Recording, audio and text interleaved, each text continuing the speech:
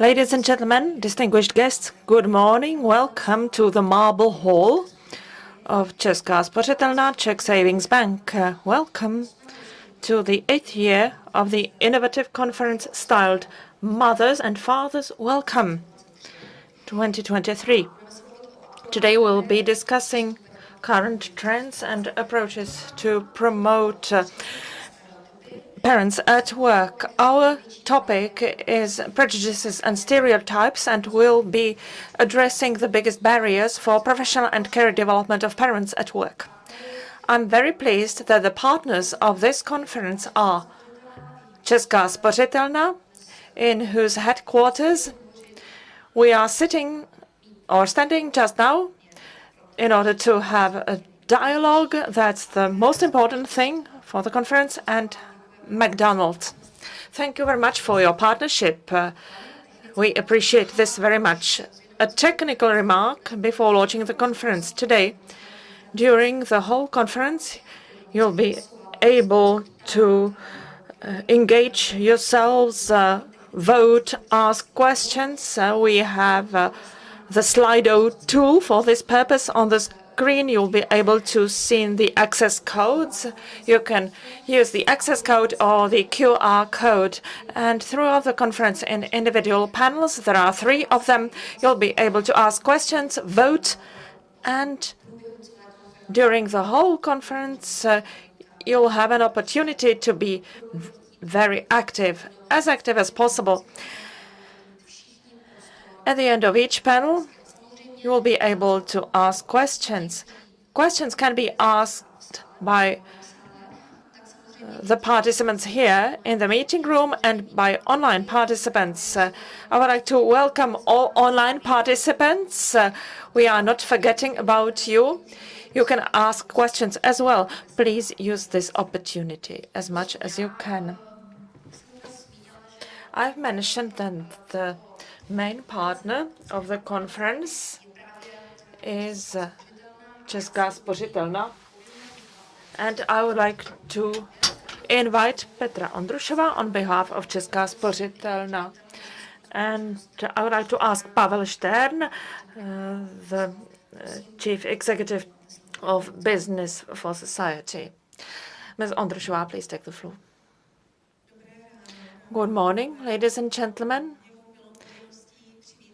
I'm very pleased to welcome you to the Marble Hall of the Česká spořitelna Palace in Rytířská Street. I hope these beautiful premises will inspire you towards creative thinking about destroying prejudices that are linked with parents and work. I'm happy that we can be a partner to the conference tackling this topic because it's very important topic, and the data that will be shown will document that. I wish you many inspiring ideas, and I hope we'll be able to change the environment of the labor market. I wish you a very nice day, and let's discuss. And Pavel Štern on behalf of Business for Society for introductory remarks. Good morning to you, ladies and gentlemen. Welcome to these representative premises of Česká spořitelna. It's my great pleasure to welcome all participants, both here in the hall and in the online environment. It's the 8th year of the innovative conference Mothers and Fathers Welcome. I would like to extend my thanks to Česká spořitelna for excellent support. My thanks go to Petra Ondrušová. I would like to thank McDonald's for their support and open spirit in supporting us. And I hope this year's topics will be interesting for you. Prejudices and stereotypes. This is our main theme. It's a big theme and a big barrier, even nowadays, for supporting parents, especially mothers, at work in the labor market of the Czech Republic. The conference Mothers and Fathers Welcome has brought some very important findings. The program Parents at Work is the most successful program of the Diversity Charter, and dozens of our companies have excellent innovative programs that are in progress. When a woman announces her pregnancy, she receives support until the moment of her return to work. And as Katarzyna has said, this is about dialogue. In the dialogue, we would like to table the topics as much as possible in public administration. And we are happy that we have representatives of public administration here with us, and companies connect with public administration authorities to inspire politicians for important decisions in the future. I hope these topics will be inspiring and interesting for you. I wish you a most successful conference. Thank you. I think you can stay here. I will only invite Kamila Chubanova from Business for Society and Veronika Hezlarová. Please, ladies, join us here. Ladies will be presenting the results of a survey, and you can use already the Slido tool in order to guess what the most frequent prejudices and stereotypes are. And at the end of the presentation, we'll be able to see whether your guesses and beliefs correspond to reality.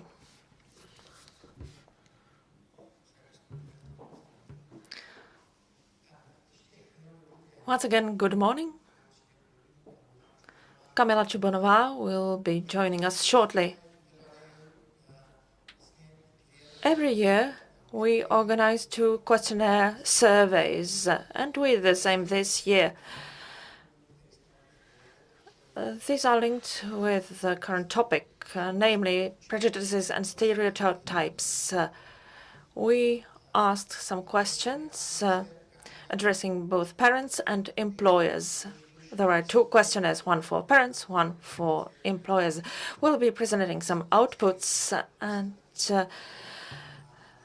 comprehensive results and information will be available after our presentation. We worked on that together, so we'll be presenting the results together. This is the first slide. Once again, welcome. On behalf of Business Society, in my own name, I would like to present the questionnaire that focused on parents and on their perception of stereotypes and prejudices. Over a 3-week period, we gathered 122 responses, completed questionnaires. The results are quite clear, unambiguous. The parents were mostly mothers, only 9 fathers joined, and parents of 1 or 2 children aged between 3 and 6. 65% of respondents come from big municipalities, big towns or cities over 50,000 inhabitants. As regards the split of time on maternity and parental leave, that was quite even. There were also parents of children aged over 3. We asked questions whether they considered the option of splitting the parental leave between the 2 parents, between 2 partners. 22% said they did, but that only happened in 54% of those 22%. We will show the reasons, therefore, later on. We divided the prejudices into 2 groups. The first consisted of those in the close environment, in the family, in the relationship with a partner, in the close environment. The prejudice was that placing the child in a preschool facility would mean that the mother would be considered as a bad mother, and the child would be considered to have a trauma for that reason. We were quite surprised to learn that the care for household chores, all work at home, are mostly done by mothers. This is another prejudice.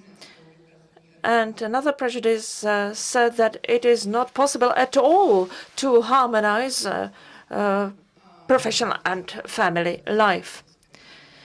Another prejudice, father taking the parental leave is a man who is worth little or nothing, and the mother is bad.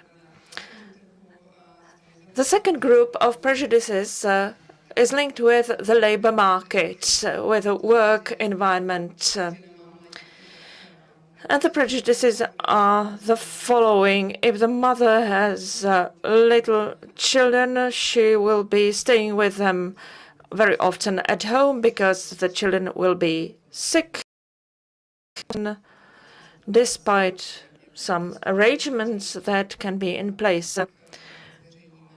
That was often mentioned in the comments. Although women made arrangements with different nannies or grandmothers, very often they encountered the prejudice that they would not be present at work. As regards prejudices, we asked who showed that prejudice. And the first group is the nearest environment of the mother or the father, the family. As regards the care for household and kids, the partner was also included. And the most frequent prejudices connected with the labor market and work in general. In the labor market,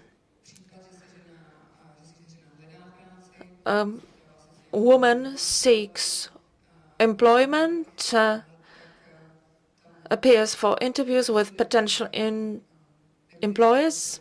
The prejudice that she would not come to work, that she would not be flexible enough, that is present in 50% of cases. For me, it is surprising to know that with colleagues, the meeting with the prejudices mentioned is more frequent than with superiors. At the same time, I can see there is considerable room for employers to influence the staff within the company, within the organization, and communicate more in order to mitigate the feeling of discrimination in women. Part-time jobs and possible work-life balance.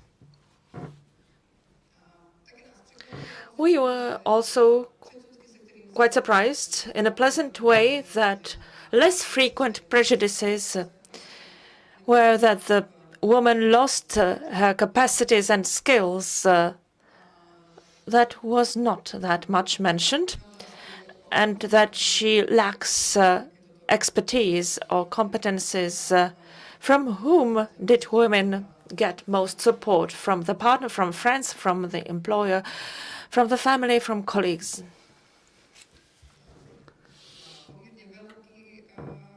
Now, many responses will be published later on. How to overcome the prejudices And the answer consists in several factors: the society, the setup of taking parental leave and maternity benefits, and social examples, models. The society should know that it is not anti-social behavior in order to return to work earlier than at the time when the child is 3 years of age. Now, you can see these results here. In 71% of cases, 71% of responses shows that the society pushes people into the current model roles. Public personalities, political attitudes, this is an important factor. According to many respondents, these factors do have an important role, can influence people's attitudes as regards factors that are less important, contain also the media. Now, the second questionnaire was addressed to employers. We had 30 respondents, mostly companies over 250 staff, based mostly in Prague. I think many of us participated, and the results correspond to that. We asked about the percentage of women coming back from parental leave. In more than 70% of cases, more than 50% of parents come back, mostly mothers, and they assume their original position. 58% of women. Most of these companies support earlier returns in nearly 80% of cases. We were pleasantly surprised by the answer to the question whether the 3-year duration of maternity leave or parental leave should be the same or should be changed. We discussed that and considered that whether some changes could be made, but the answer said that they don't consider the 3-year duration of the parental leave as problematic. Those companies that joined the survey work with parents in a continuous way, so for them the 3-year duration of parental leave is not problematic because the dialogue is there, the communication is there, and works until the return to the job. As regards stereotype and the biases or prejudices that employees encounter from colleagues, management, their superiors in the workplace, a lot of the answers resounded with the answers in the questionnaires. For instance, parents were told that they'd be often off work, tending to their sick children, and their work will suffer. That's the most common reproach and bias. Close to 40% of companies reported that there is this type of prejudice is not much of a big deal, and they do not see it often in practice.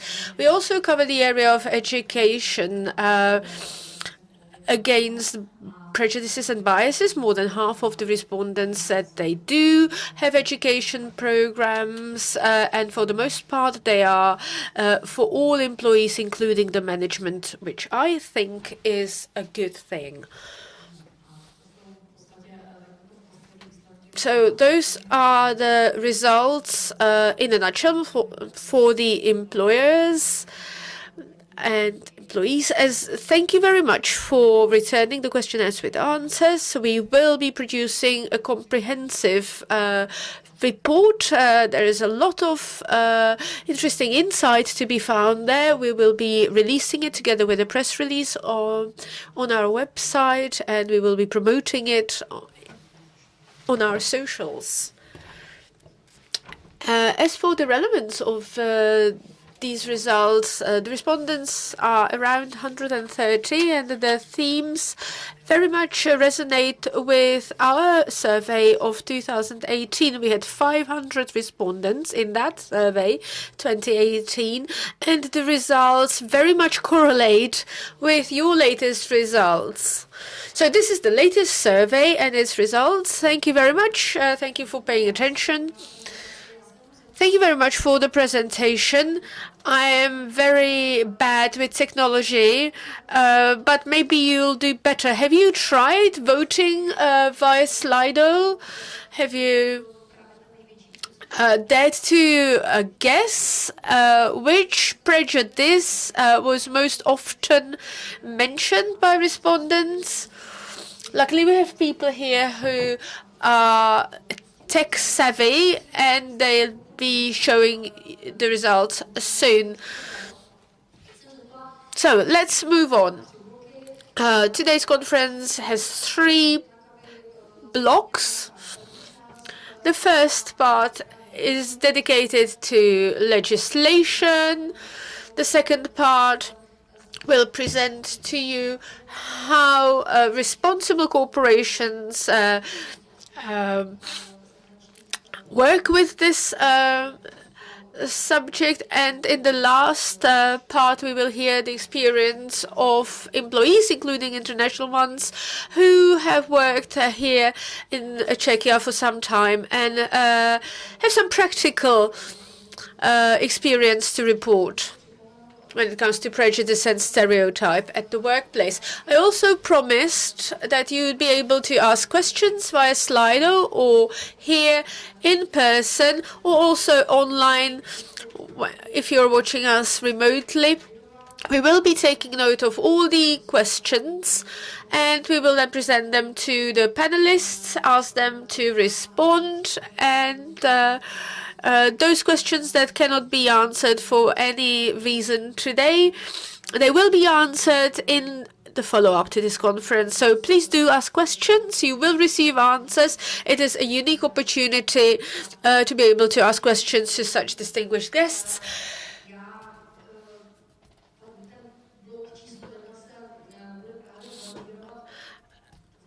Panel number 1 is dedicated to Work-Life Balance Directive, which is the EU directive on the flexibility of parents in the workplace. So I kindly invite on stage Deputy Minister of Labour and Social Affairs, Šárka Jelínková, Senator Adéla Šípová. Welcome. And it's my great pleasure to welcome here Julia Hrsková, who is the writer for Hospodářské noviny. All 3 women have been following this subject for a long time, either on the legislative front or as a publicist. So thank you very much for accepting our invitation to this panel, and I will help myself out here with this text because we are going to be talking about the EU Work-Life Balance Directive and its transposition into the Czech law. It needs to be said that the Czech Republic is adopting this directive together with the Directive on Transparent and Predictable Working Conditions. The government approved it on the 30th of March. It was previously consulted with responsible corporations who are members and also signatories to the Diversity Charter. So, Deputy Minister, could you give us an overview of the transposition of this directive in the Czech law? And have there been any issues you ran into in the part of the legislative or in the course of the legislative process? I believe that most of the issues have been resolved by now, because the draft that we have on the table, I dare say, is quite good. Thank you very much. Ladies and gentlemen, thank you for giving me the floor to be here. Before you end with you, fathers and mothers welcome is something that is very close to my heart, and I will never miss a chance to attend. Now, to the directives. On behalf of the Ministry of Labour and Social Affairs, this is an amendment to the Labour Code, one of the largest in the recent years. So extensive consultation was required. We consulted with employers, trade unions, employee associations. Furthermore, it is a package of 3 EU directives. It's not only the Work-Life Balance Directive, but and the Transparent and Predictable Conditions Directive. But we have not yet fully transposed the Working Hours Directive from 2003 in the fullest extent. These directives should have been implemented in or by the end of August last year, so we are already being sanctioned by the EU for late adoption. So we really need to get a move on with the transposition. Like I said, it's one of the biggest amendments to the Labour Code in the recent years. Our transposition documents will meet what the directive do, with some fine-tuning. As for the Work-Life Balance Directive, we introduce that carers for children up to a certain age or for adults that require care, so the carers must or may ask for working from home, may ask their employers to be allowed to work from home. In writing, the employer must respond in writing. The agreement or the final arrangement is signed by both parties. The agreement on working from home is a legal document with all that it involves, but it still leaves employers a certain space to maneuver, because there is no prescription of what it must. Employers may also order people to work from home, as we did during the pandemic, because the pandemic took us by surprise. So it created a precedent. And now we are translating that precedent into the legislation. There has been a lot of concern about the directive tying the employer's hands too much, so that the result will not be too parent-friendly. So to avoid that, the dependent work costs are borne by the employers, but the employee and the employer may agree in writing that the employee will not claim and the employer will not provide even the flat rate reimbursement for the cost of dependent work from home. These compensations, if provided, can be tax deductible to the employer. So the amendment introduces greater flexibility in working conditions, in the practical aspects of working from home and caring for dependents. Maybe I'm going on. But stop me if you think that I'm usurping too much time. But I must mention also the directive for predictable working conditions, which will benefit mainly those who have various short-term work contracts, temporary work contracts, etc., to give them more predictability. More job security and predictability, less precarity. For instance, the employer must notify them that they'd be working for a certain time, at least 3 days in advance. Obviously, they may agree between themselves to make the notice shorter, but not shorter than 1 day. Temporary workers will also newly have an entitlement to leave. Just going back to the directive for 2003, because the Commission has noticed that we have not yet implemented the directive, which should have been implemented ages ago. The leave entitlement will be introduced in a similar scope to full-time workers or core staff.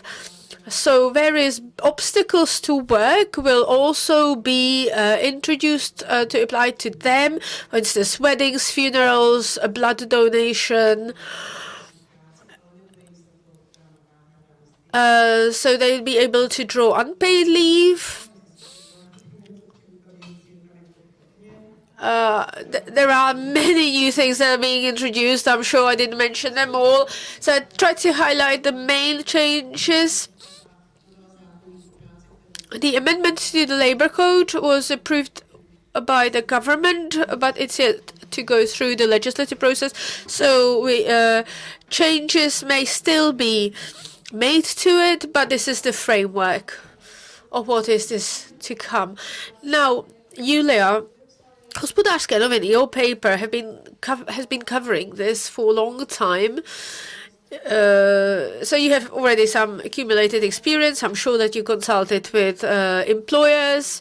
What do you see as the greatest risk of these changes? Hello, I write for Gospodarskie Noviny. Thank you very much for having me. Yes, indeed, we consulted employers too. As the Deputy Minister will surely confirm, this whole process, the whole birthing process of this legislative amendment was very difficult. There was lots to be agreed politically, for instance, the Home Office arrangements. Looking to international experience, according to Eurostat in 2019, 85% of employees did not have any previous experience of working from home. In the year 2000, 90%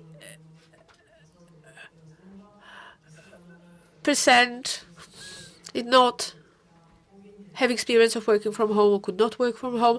But then the pandemic grounded everyone, or pretty much everyone, so the percentage fell considerably. In the Czech Republic, probably less than in other countries, because a lot of our workforce is in industry, so industry had to go on. Prague is also one of the main locations that are ahead of time when it comes to return to workplace. The results are not that much different between 2002 and 2018, or even 2000. Employers are still concerned that parents of especially small children, young children, will not be work flexible, so to speak. So the prejudices survive on the part of the employers. Employers think that parents will prioritize caring for their child over their own work obligations or professional development.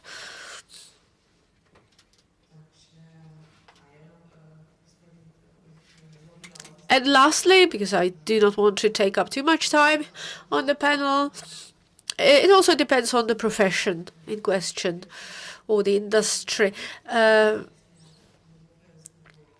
Surveys show that home office and various flexible and hybrid working are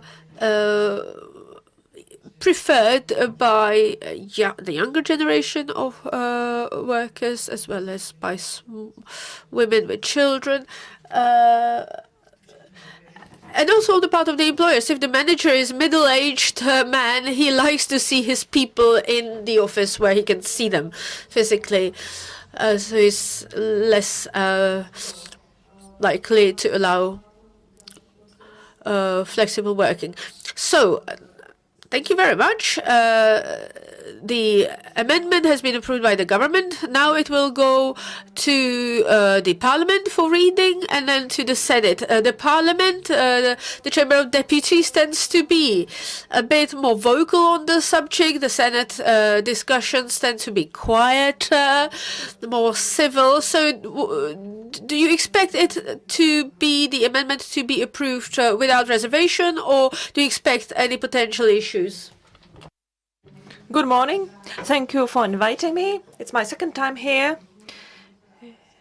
I'm happy for that. I would like to share a personal story. I'm very pleased to be here because I spent last night with my daughter at hospital in an emergency department. So I had exactly the problem of combining work and private life. I participated in the discussions regarding the proposals discussed here. Some of them were mentioned by Ms. Jelinkova. It is also linked with sufficient capacity of preschool facilities. I'm very happy that these things are being discussed. As a mother, I know how hard it is to succeed on the labor market if you have young children. Very often I had to hide the number of my children when I was trying to be recruited for a job. As regards teleworking, working from home, that is very often considered as an employee benefit. And sometimes your salary is not increased because you already enjoy that benefit. That is what happened to me. Therefore, I'm pleased by the proposals. Those proposals will be discussed in Parliament. And if the proposals go through successfully through the Chamber of Deputies, they will be adopted by the Senate as well. If you allow, I will excuse my being so selfish.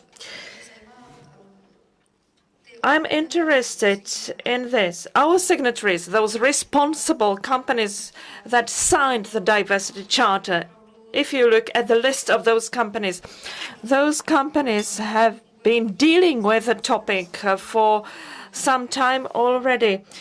Sometimes public administration authorities are lagging behind.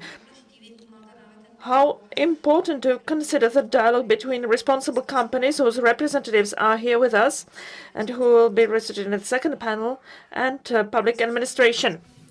I believe it is vitally important that we have institutions like yours. From my own experience, I can say that such companies are really inspiring the development, are pushing for a change. Those companies know already that if they want to have high quality skilled employees, they may not omit the group of educated women that are present in the Czech Republic. If you look at the graduates of universities, 60% of them are women.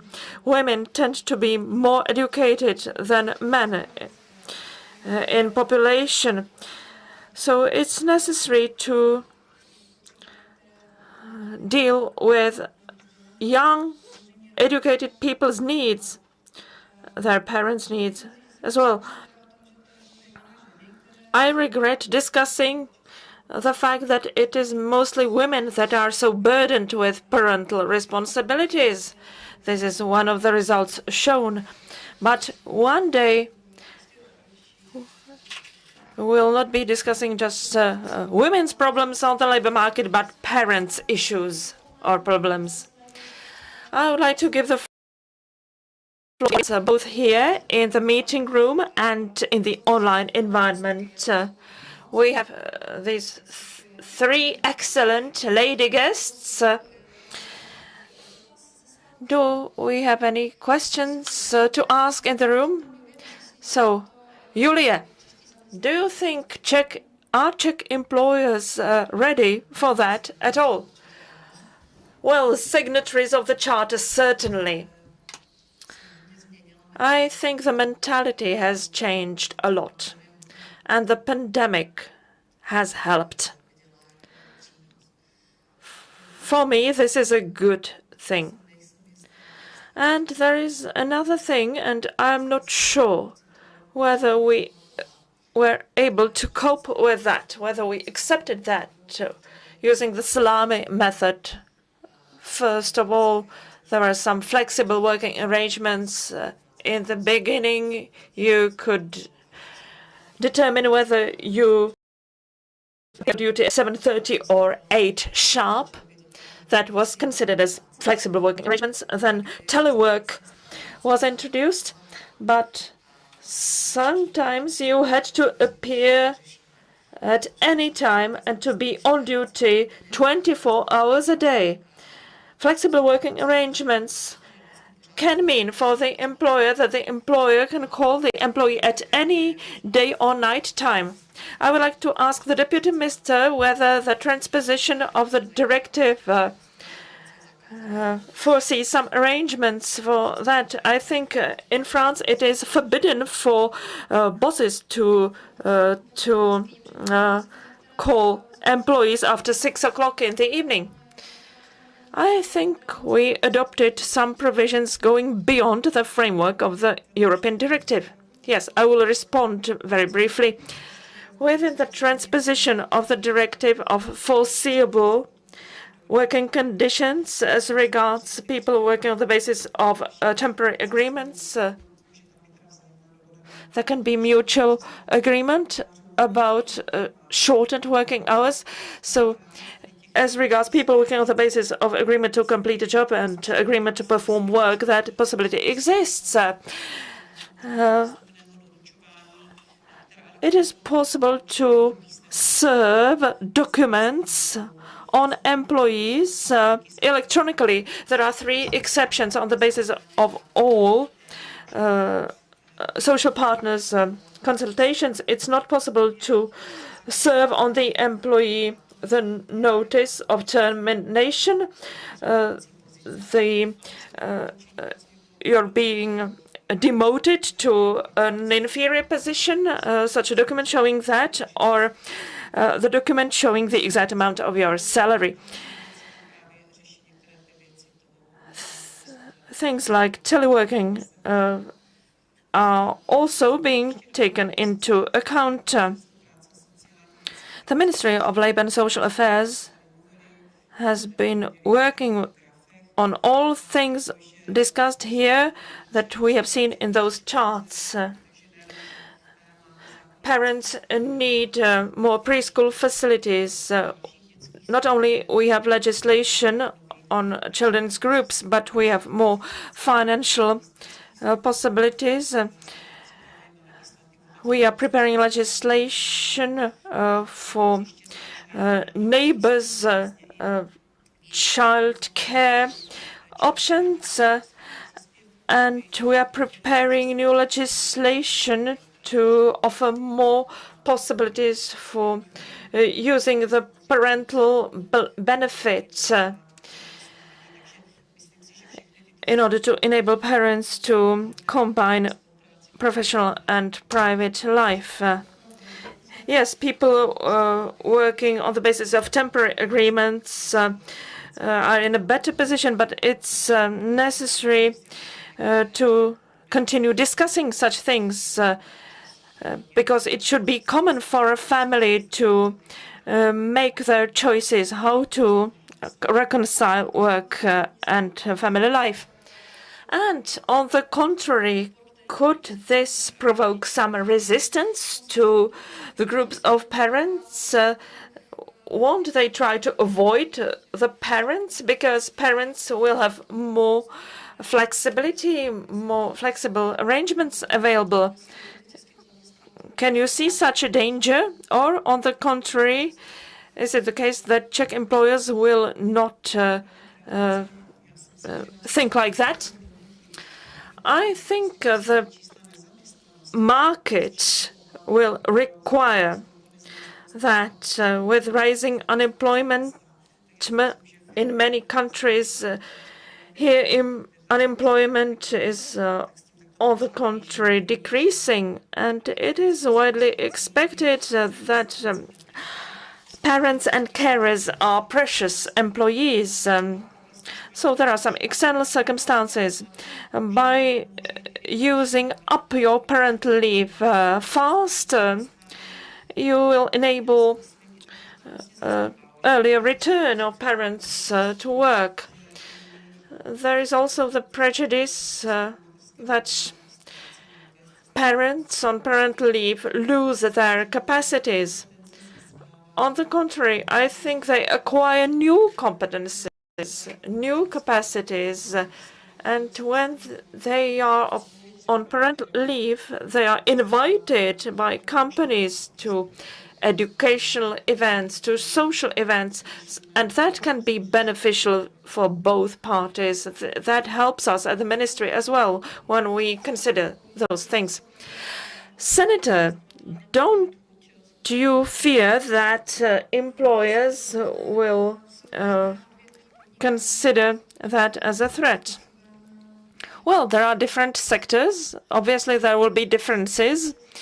But I believe that the market pushes employers towards being more open to parents and eliminate the barriers in employment for parents. I'm an attorney at law. I'm a lawyer, and many times I could see that given the current labor code, some provisions are not being enforced. They are disregarded as if they did not exist. As regards teleworking, mainly women using part-time jobs, they can be overcharged. I know that by my own experience from the legal profession. It's really dangerous if the employer has the feeling that sometimes stays at home and is available on the phone all the time. Obviously, there is some room for motivating and informing more, raising awareness about employees' rights,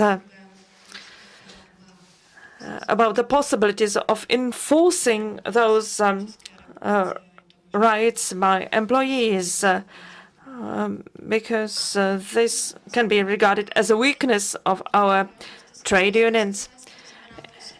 It seems that there are some questions here. If it's not the case, we have 3 questions on the Slido tool.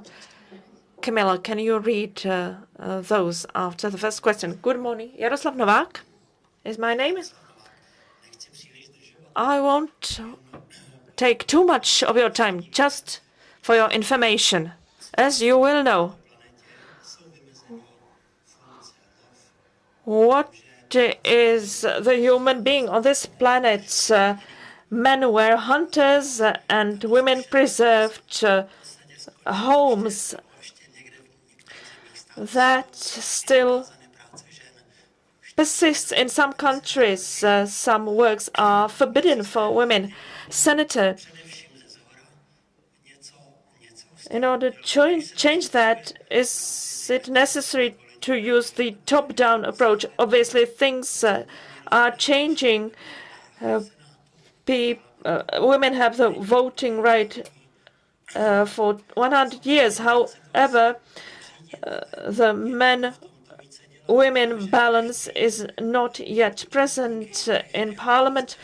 Perhaps women are reluctant to take part in those disgusting things happening in the Parliament.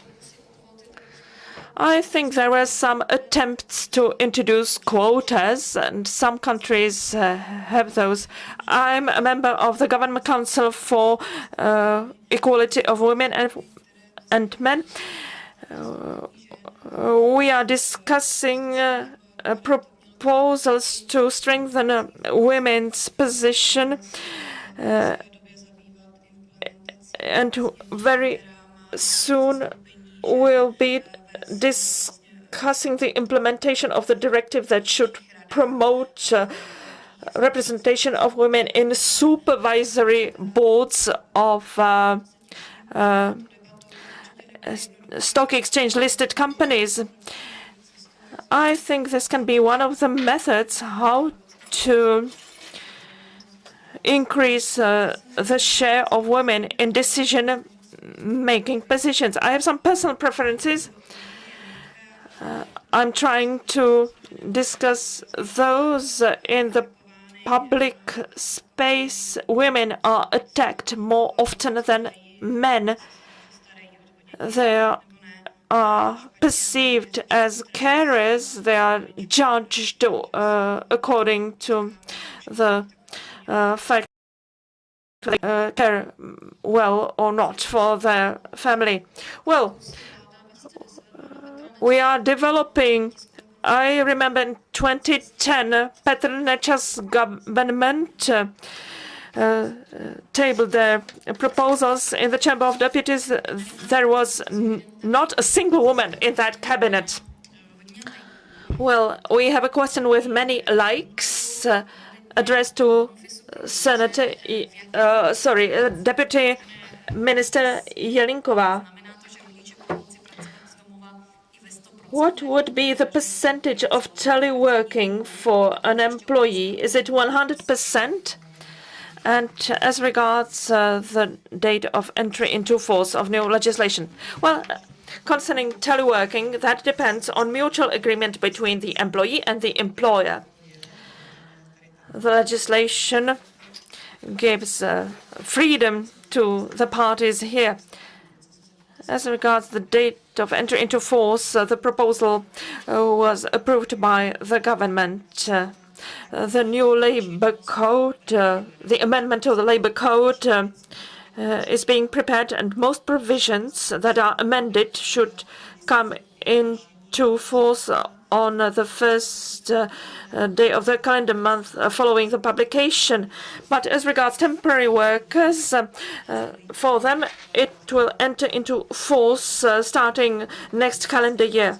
So starting from the 1st of January 2024, if the legislative process is successful, it will be split, as I discussed. The next question, please. If it's not the case, before you think up some questions, well, there are other questions for Ms. Hrstkova, but all ladies in the panel can respond.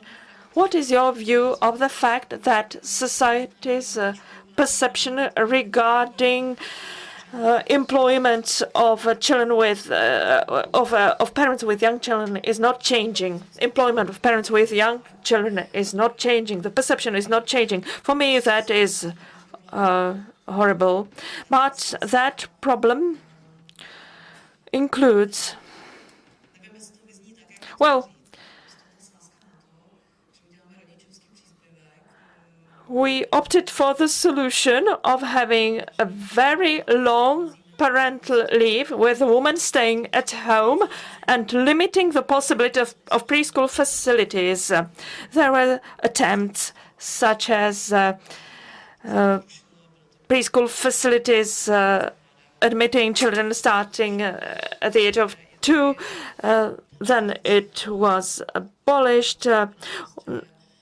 there is a group of MPs with some conservative thinking, white man thinking, being persuaded that this is the only correct thinking. But the way forward is not determined in this way. The opinions of some officials at the Ministry of Labour and Social Affairs do not correspond with the thinking of the majority of society. I have two daughters, and when my elder daughter was very young, we were confronted with the perception of women being perceived by the society as someone who loses their brains. Now, in 2023, for some people, it is normal that a woman with a PhD will spend at least 3 years on maternity leave and changing nappies and not more than that. Senator, would you like to comment on that? Thank you for being so expressive. I think it's a good thing to use correct terms. Well, in this country, the problem is the very long parental leave. I think it was mentioned several times by different groups. Well, I have 5 children, and if I were to spend 3 years with each child, that would mean 15 years parental leave. I think, well, my peers support that opinion. If they stay closed in their homes, they can see that they lose their rhetoric capacities, their self-esteem goes down, and that is a big issue. We should support employers to care for female employees, to cooperate more, not just in the sense of team building, but to offer them some work that can be done from home. That is a correct approach, certainly. I have heard about the idea, and I will ask you about that. Following some foreign models, maybe it's good to motivate young men to participate more in childcare. That works in Belgium, for instance, and I think it's appropriate to set things up in a way that is also financially beneficial. Parents that participate in parental leave, both the mother and the father, would have a higher parental benefit, because fathers that go out to work, I think young men generally do not refuse, in general, caring for their own children. If they care for their young children, they have a positive attitude to the work done during the parental leave at home that encourages more respect in the partner's relationship. It's not only a question about childcare, but also caring for the household. In the Czech Republic, households are mostly cared for by women than by men. 70% of household work is done by women. Obviously, we cannot decide for people who will wash linen, but as you can see, women have the second shift at home when they come back from work. What about the amount of the contribution for fathers? Well, let me first state this. It is the role of all of us who represent some kind of organization or institution to be vocal about actions to be done in support of stable families. Like Madam Shipova said, we at the ministry are currently debating in a very lively way the institute of untransferable father leave, fraternal leave.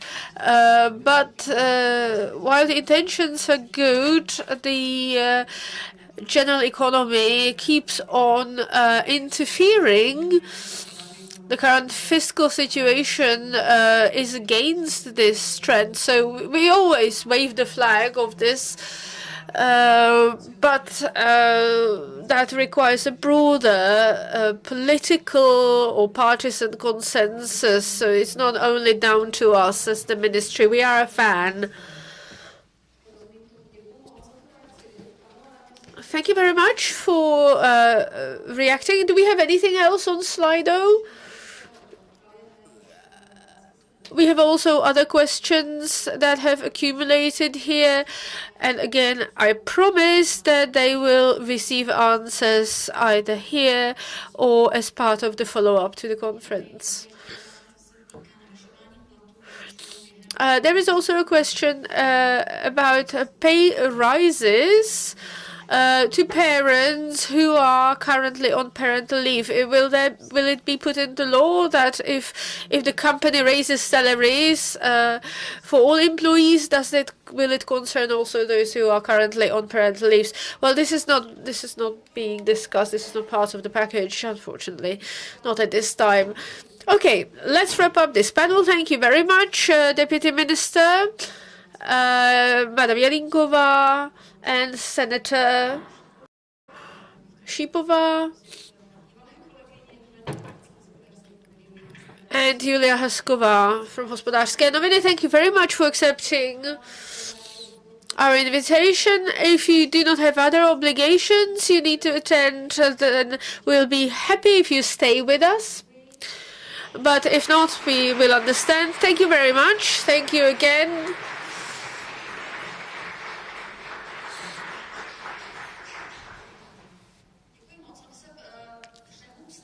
Thank you, and we will go directly into panel number 2.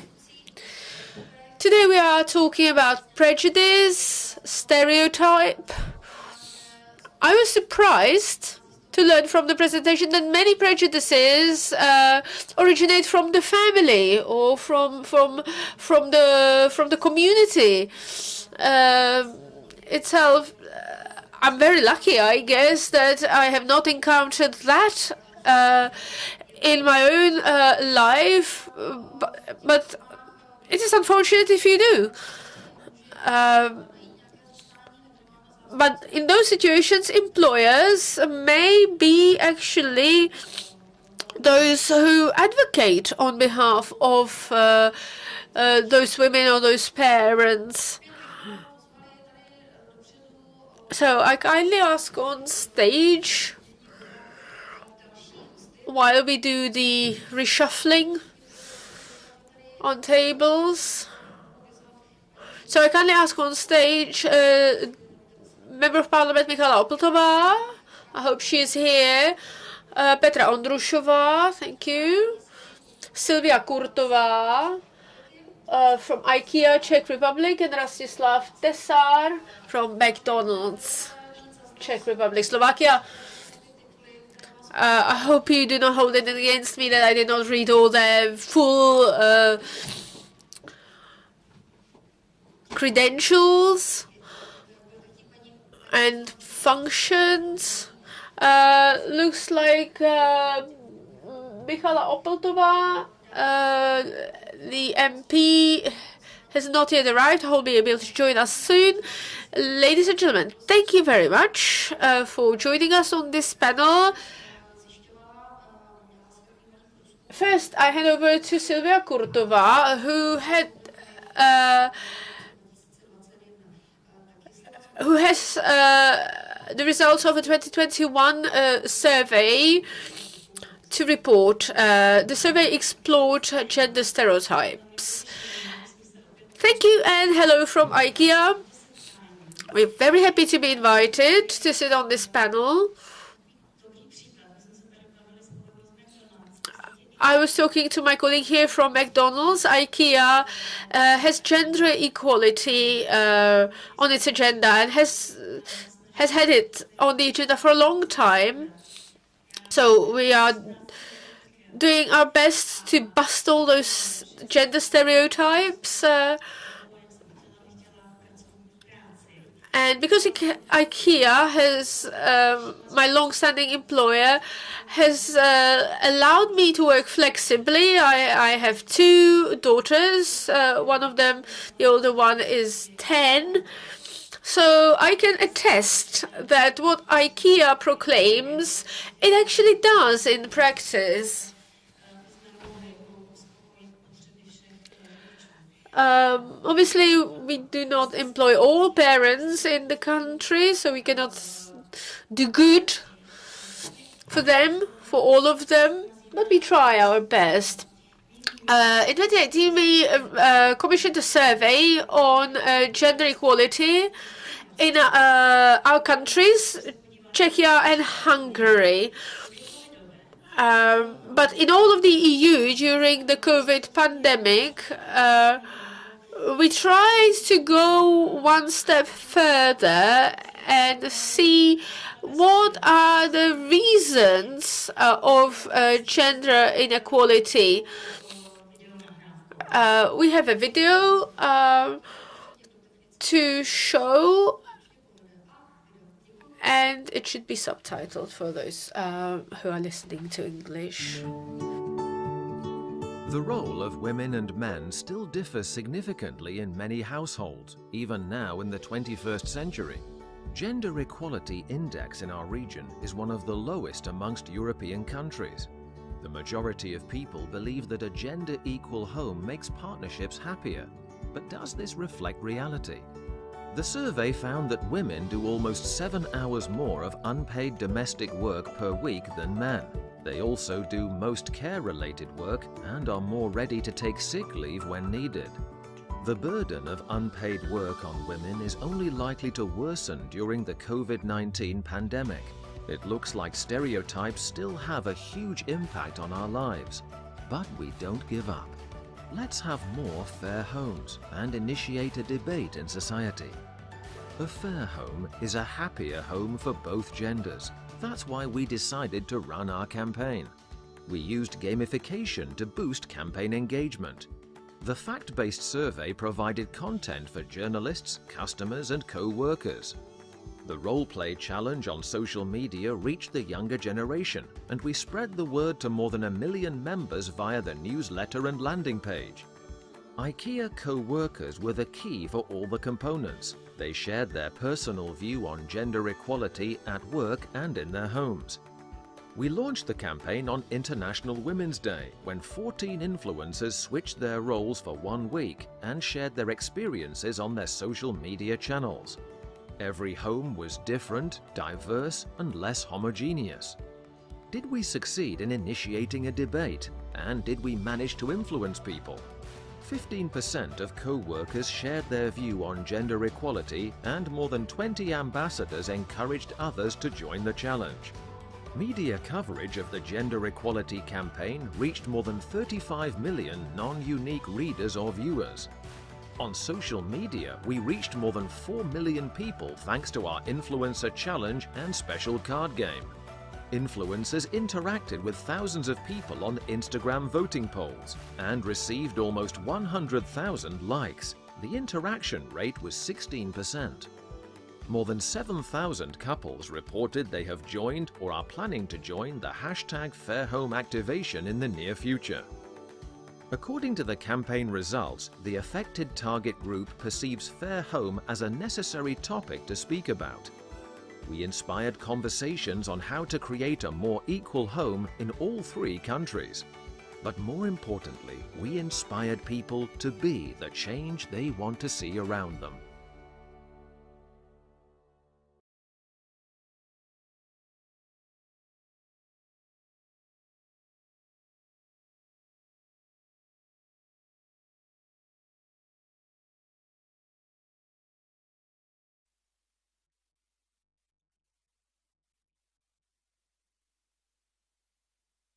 So as you could see, an easy summary of this would be that women on a weekly basis do up to 8 hours of housework on average. So the survey only confirms what we already know, that women bear the heavier burden. And the break point is cooking. Women do cooking and other housework. Men, more often than not, out of the housework department, take out rubbish and do shopping. So we consulted our employees, and we want to keep our employees happy, especially those who work in the personnel area. So we had internal ambassadors. We employed the means of gamification. We collaborated with influencers, and we developed our own internal in-house influencers. The results reflect our culture and values that IKEA has espoused since its inception, and 96% of our respondents claim that they are happy with gender equality in IKEA. So that's something that makes us deservedly proud, and we still make gender equality a subject. We have a 50-50 gender split in the management, and recently we celebrate the International Women's Day, and both women and men celebrate that day, and hope we can be an inspiration to other employers in that regard. Thank you very much. It is truly inspiring. So that chart of housework was very interesting, in particular in those homes that consisted that did not have a mother, consisted only of a daughter or daughters and a father. The situation was even worse. Even though the father had very good intentions, the large part of the housework burden fell on the girls. So let's keep our fingers crossed for a speedy improvement in the overall situation. My own partner, he irons, he cooks, so so that's why they sent me here, because I can tell of my own good at-home situation. So how about McDonald's? Hello, my name is Rastislav Tesar, and on behalf of McDonald's Czech Republic Slovakia, thank you for having us on the panel of this very nice conference. I will follow on what my colleague from IKEA said. We already had a conversation on the subject prior to this. Our values include our door being open to everyone. No prejudice, no discrimination. And it's not easy because we operate franchises. We have 24 franchise holders, and not all of them think the same as we do. So we have to work to convince them. They have to identify with our values. The Czech labor market is very hot, means the unemployment is very low. Everyone who wants to work can find work. So we need to get everyone who's willing to work, who can work, to participate in the labor market, mothers with children, fathers with children, etc. But this is not something that mottos or slogans will resolve prejudice and stereotype at the workplace. People have to resolve it within themselves. So we work hard with our franchise holders to make it better. We try to show them using examples how mothers and fathers can be an asset to their business, because this is a frequent stereotype that parents are not good, do not make good workers, but on the contrary, in reality, parents are happy to be able to work part-time, to escape the home environment for a bit. For instance, at home, at my own home, obviously my wife does not want to leave her child and go work full-time, but she would very much like to work part-time so that she can change the scenery for part of the day, and it works better for everyone. So we do not want everyone to feel they are working in an unpleasant routine, that they are being stereotyped, and that's why we have programs for our franchise holders and our own core employees. So, from your experience, changing nappies is easier than walking outside with a pram? Well, I myself, from my own experience, even changing nappies is easier nowadays because the nappies are so easy to put on and take off. So, I have now committed one of the biggest prejudices if I say that nappies have been invented, modern nappies have been invented or designed to make it easy even for men to change them. So that's a gross transgression and prejudice. But really, if fathers help change nappies, that will certainly benefit everyone. And Česká spořitelna is one of the employers who are at the cutting edge of gender equality. They espouse diversity, inclusion. Now I kindly ask a local, Madame Ondrušová from Česká spořitelna, to report on their situation. Thank you for all your comments. We would spend hours here if I were to name what I do, what my partner does, but we brought up some children. The development of parenthood is very important. We have 10% of our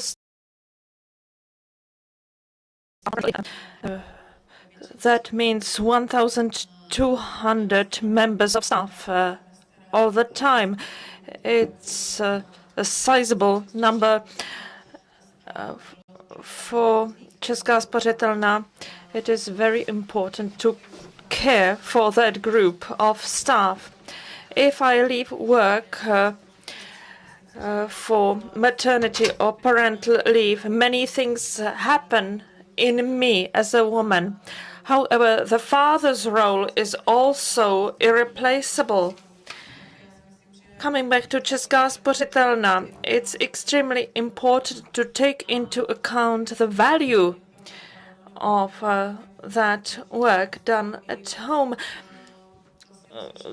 It's also important to distinguish your own staff leaving and our work and support towards their returning and newly recruited parents. There are two different perspectives put into the same context. If I take all this into account, that would be beneficial.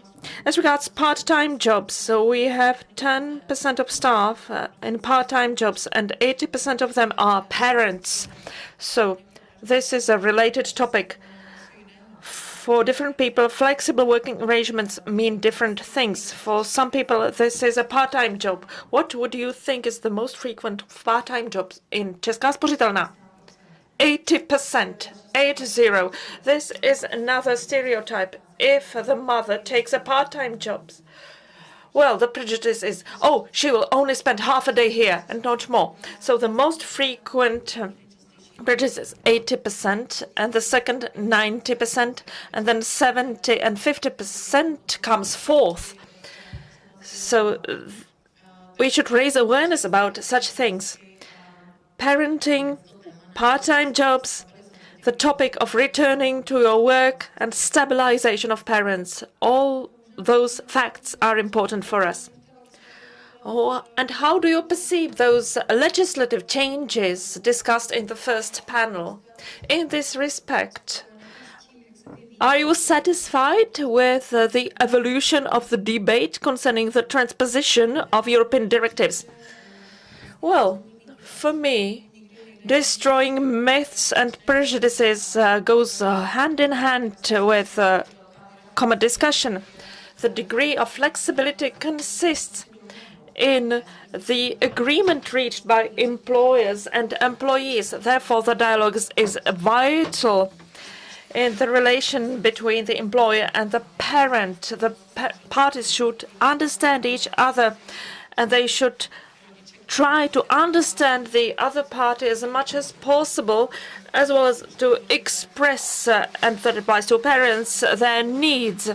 Very often misunderstandings happen.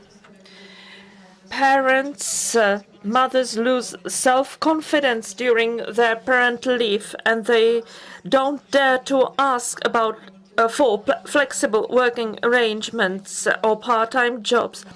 Well, this is not a black and white situation. People's needs may differ.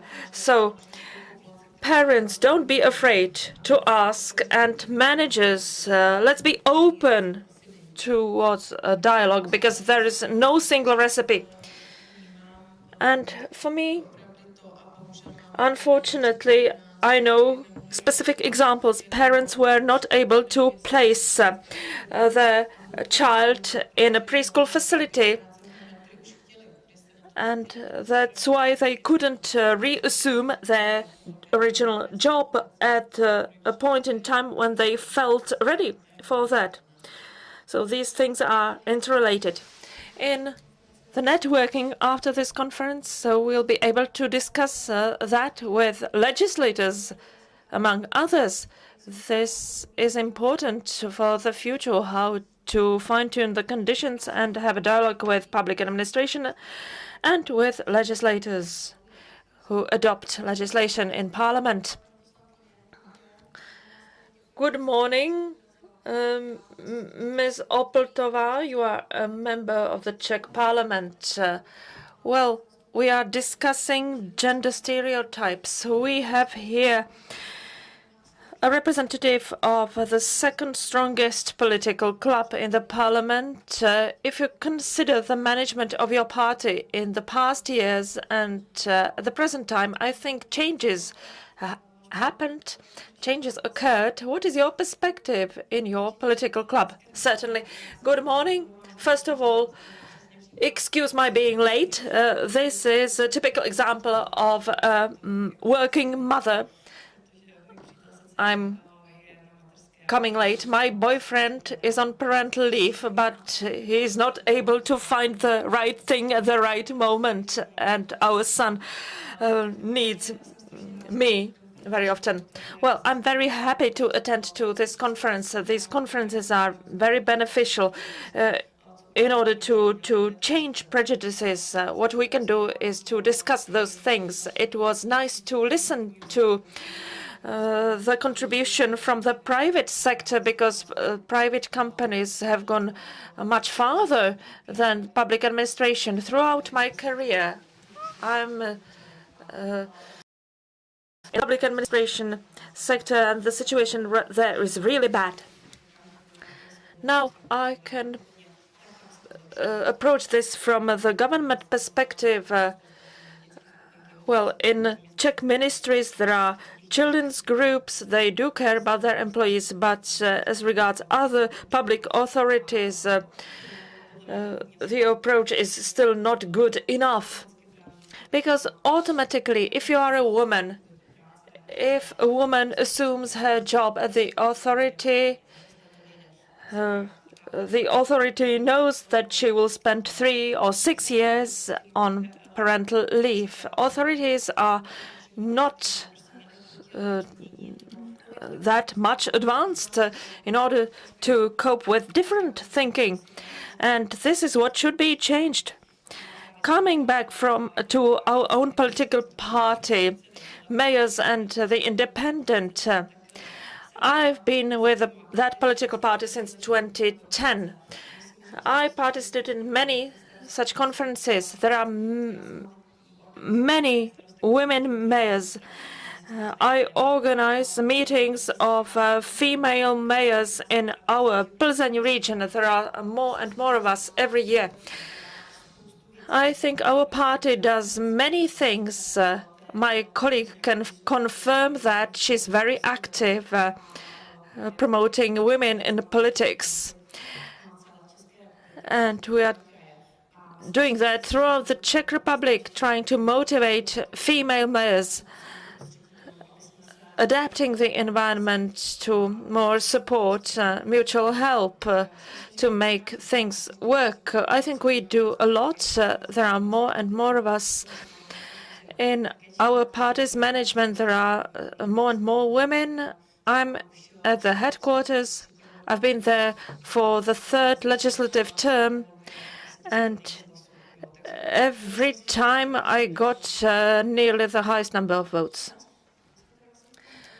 Thank you very much. In the previous panel, I will try to sum it up for you. We discussed adopting certain European directives, transposing them into the Czech law. This is one of the possible methods. Well, dialogue with responsible companies, is it one of the ways of it, how to advance more? Does your party have programs in this respect? We have come here in order to have dialogue, in order to see that what works in the private sector could be applied to the public sector. Well, to say the truth, I've been visiting for a year and a half those authorities. It's very difficult, and the only method that comes to my mind is this. Female politicians, female mayors will put some pressure on those authorities. And I think the most important thing is to help parents with childcare. Authorities should try to integrate their female officials in the life of the authority while those women are on parental leave. For instance, training sessions. In our region, there's a company making and selling sparkling wine, Bohemia sector. This is a very inspiring example. Well, after giving birth, you don't feel like returning to your job immediately, but after that, you might feel that need. And this is one of our tasks. People tend to complain that there is more and more paperwork, but authorities really should adapt to the changing environment. When the mother assumes again her job 3 years after leaving it, well, it may be difficult. But if you come earlier, well, I came back earlier than that. Sometimes I take it with me. Well, private companies offer excellent examples. For instance, Bohemia Sect, for me, it was a fantastic inspiration. So what Ms. Ondrusova was saying does work in those public authorities, officials, employees shouldn't be afraid and lead a dialogue and put some pressure on the management of those authorities. Obviously, the mayor is elected for a 4-year term. This is a too short period before the mayor can change anything. Well, it takes time. Then there is the office manager who is not happy with her boss being changed every 4 years. And then the mayor runs for re-election, so it's difficult. But times evolve enormously, and pressure is exerted. And I can see that those officials work in teams that are enclosed in their environment. And over there, we meet with the prejudice, namely that if the woman wants to go out for work despite having a young child, she's considered as a bad mother. And people show that so that she feels that. For me, it's difficult to cope with that. I would like to show another way to show that it does work, but it's difficult. Please prepare your questions, but I will ask you, representatives of responsible companies. One of those prejudices is that employees are afraid of saying things aloud because they could be punished. I remember from the past that I said to myself that I will remain silent in order to avoid possible problems. Did corporate culture change in this way? Do your employees feel free, and are they not afraid to say things aloud? If I am to begin, I would say, with the topic of diversity, you need to raise awareness. A lot of prejudices and stereotypes are linked with people not being aware. If you show that some models, some examples do work in practice, people accept them. And that was mentioned in the context of the media. There are different surveys, different interviews with top female managers who have excellent teams. I like showing real examples of men and women who maybe are not surrounded by those wonderful teams. I have 2 children, relatively young, but every time I had to combat those prejudices when I was returning to the labor market, when one daughter was 9 months old and the other 18 months old. For me, it was meaningful to return to my job at that time. For another woman, it may be at a different point in time when the child is maybe 3, 5, or 7 years old. However, we should respect each other, and I should also respect my needs, that I know why I'm doing that. I know many friends, many colleagues who graduated from another university while on parental leave, increasing in this way their competences and their skills. It's important to show those examples of people who are your neighbors. It may be your colleague, male or female. Such sharing of experience and information can be beneficial. So, employees, if they get explanation from you, if you explain things, I think the dialogue is my. I cannot agree more. I am common reality. I'm not a top manager, but I remember that I delivered my daughter prematurely. I was returning quite early to my job, and top managers were telling me, "Tell me what you need, and we'll do that." So that was important. Copying is not enough. We think we could serve as a good example about things working. Linking different areas could be beneficial for all parties involved. Thank you very much. Our conference is about the dialogue. Colleague, would you like to comment on that?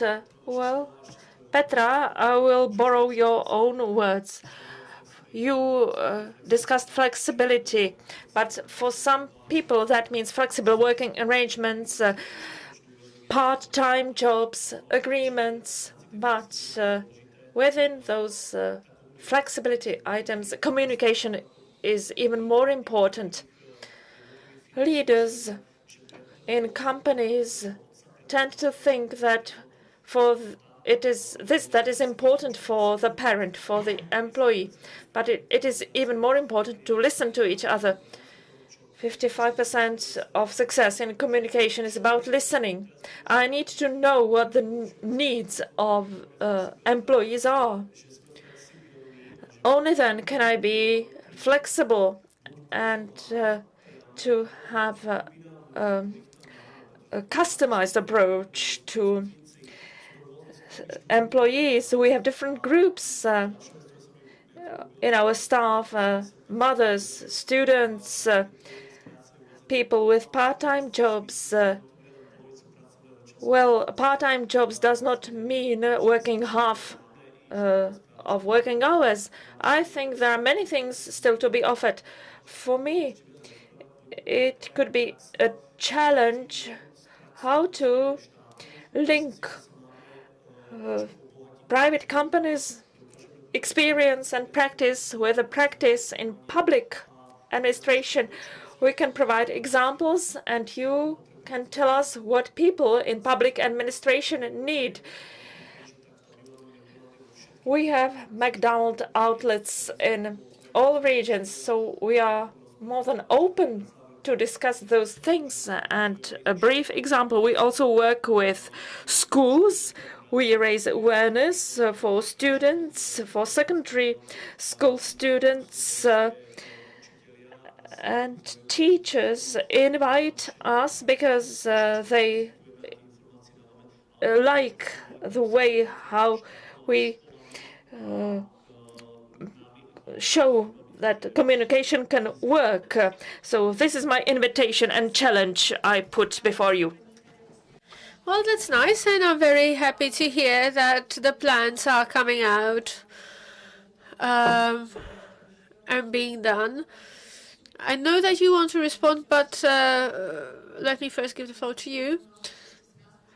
Just as McDonald's, Česká spořitelná has the same experience that we need to look for solutions tailored to the position. Some work at the head office, some work in the regions or in branches where they are front desk staff, client-facing staff, and they may have different needs. So it depends on which part of the bank we are talking to. But we must design solutions, offer solutions, and give employees a choice. And sometimes we see prejudices that employees have left from this or that position. Well, at least it shows that you are prepared to talk about this. I understand that you have or will soon have an education program. We are an industry that has a lot to do still. There's a long path still ahead of us, but I will do my best to facilitate the communication. I'm personally very motivated, but there is so much work to be done. But I still believe that we can hack it, we can do it.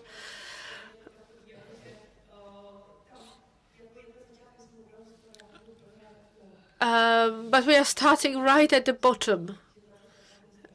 And the way to the top is very, very long and difficult.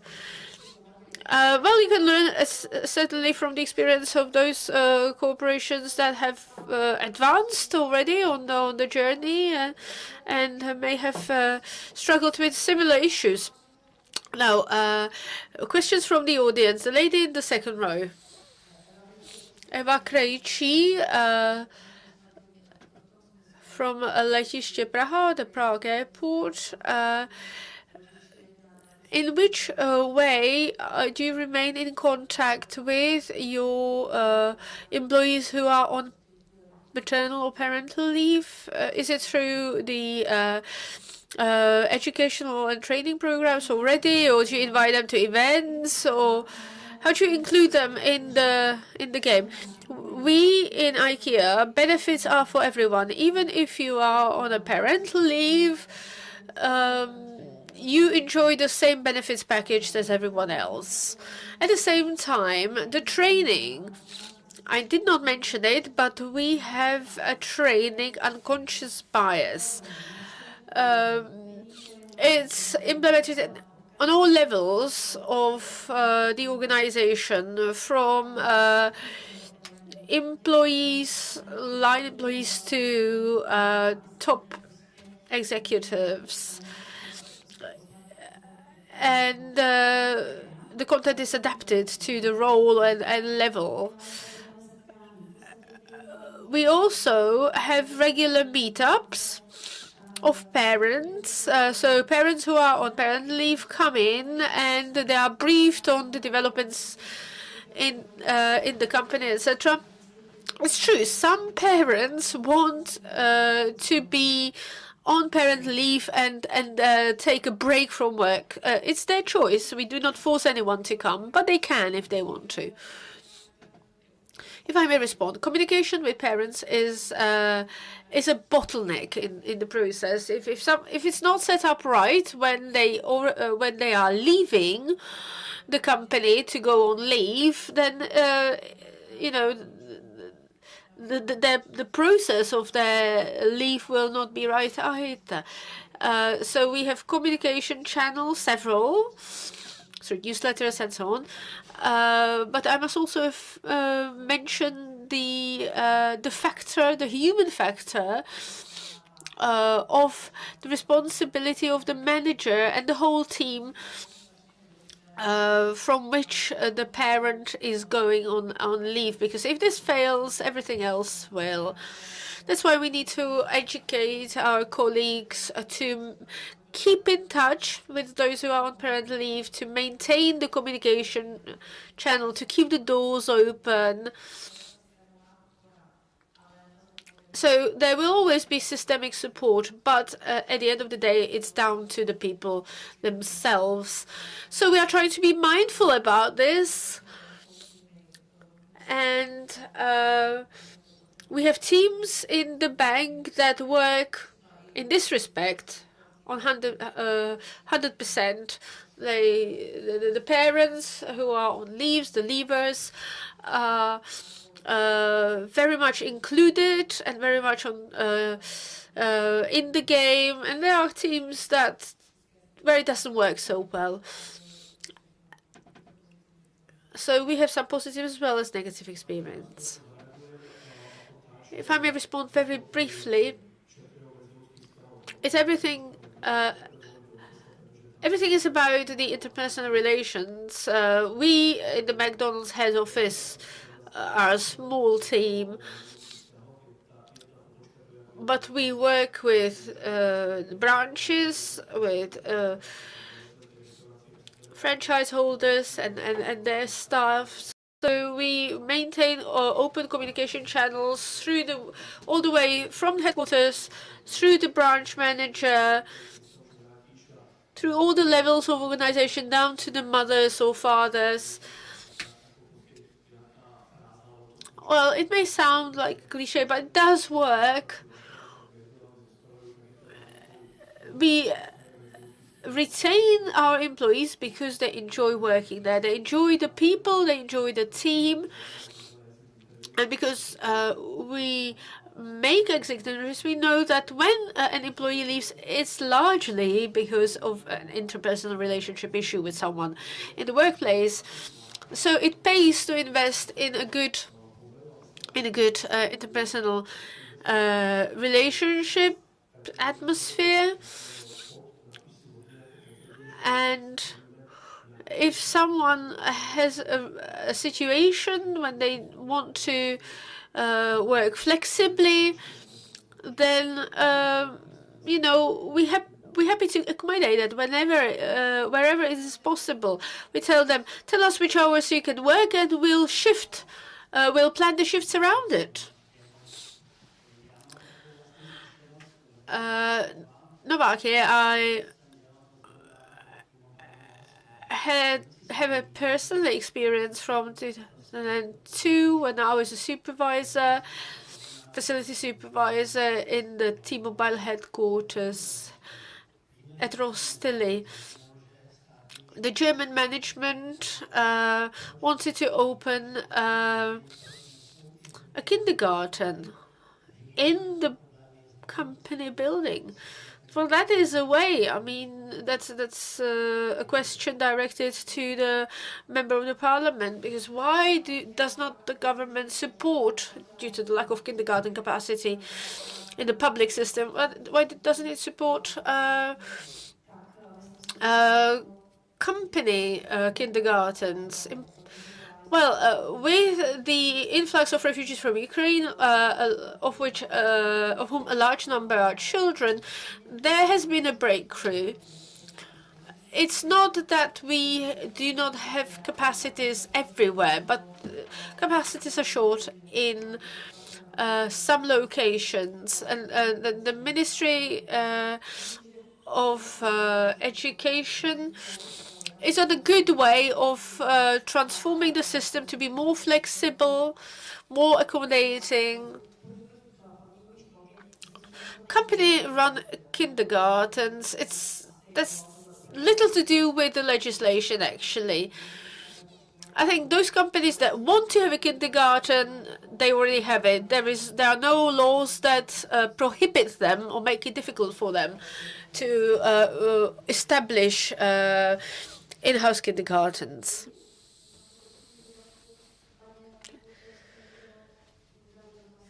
Any other questions, or do we have anything in Slido? We have questions in Slido. You representing corporations, how do you encourage parents to be vocal about what parents need to return or when they return to the workplace? And do you have any parent-oriented programs? Česká spořitelna comes first.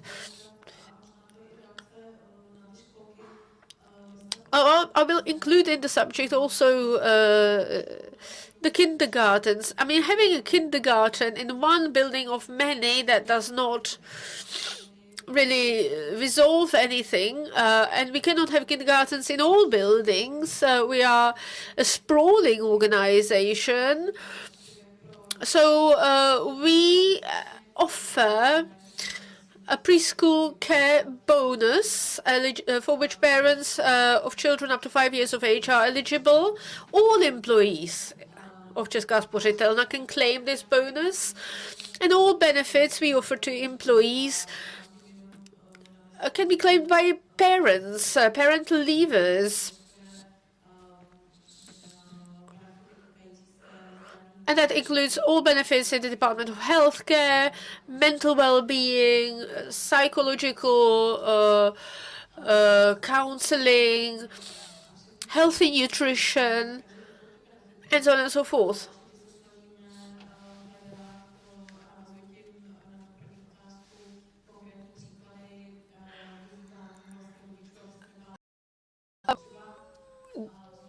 We certainly encourage parents to be vocal about what they need.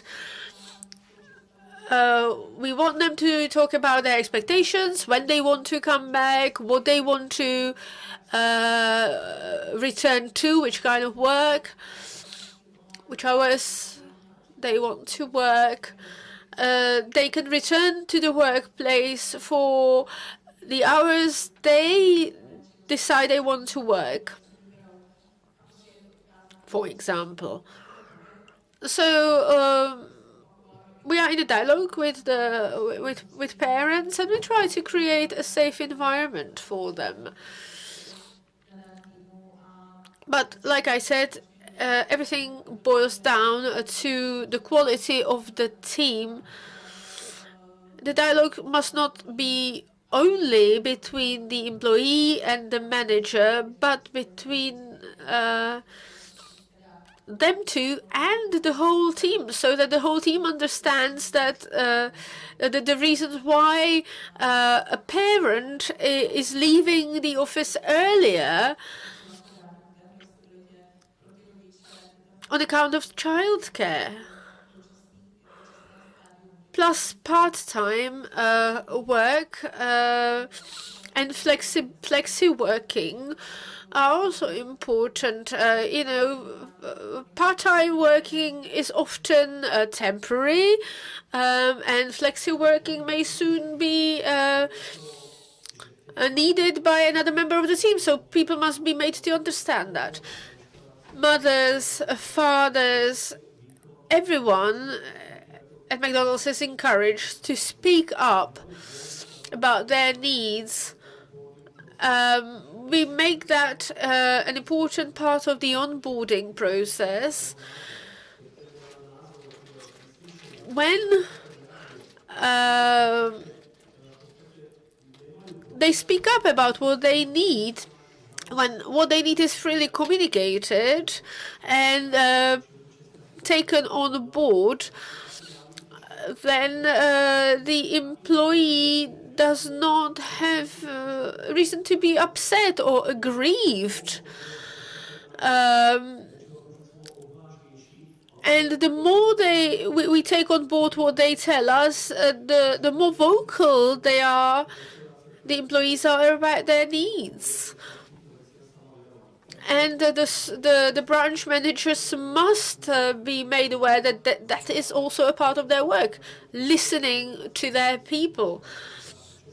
The situation on the Czech labor market is very tight, like I said, and I have great admiration to any corporation that has a good record of working with employees.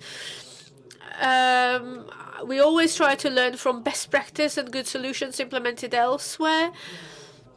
And we want to make our employees aware of what they can do, what their rights are vis-à-vis the employer, as well as their obligations.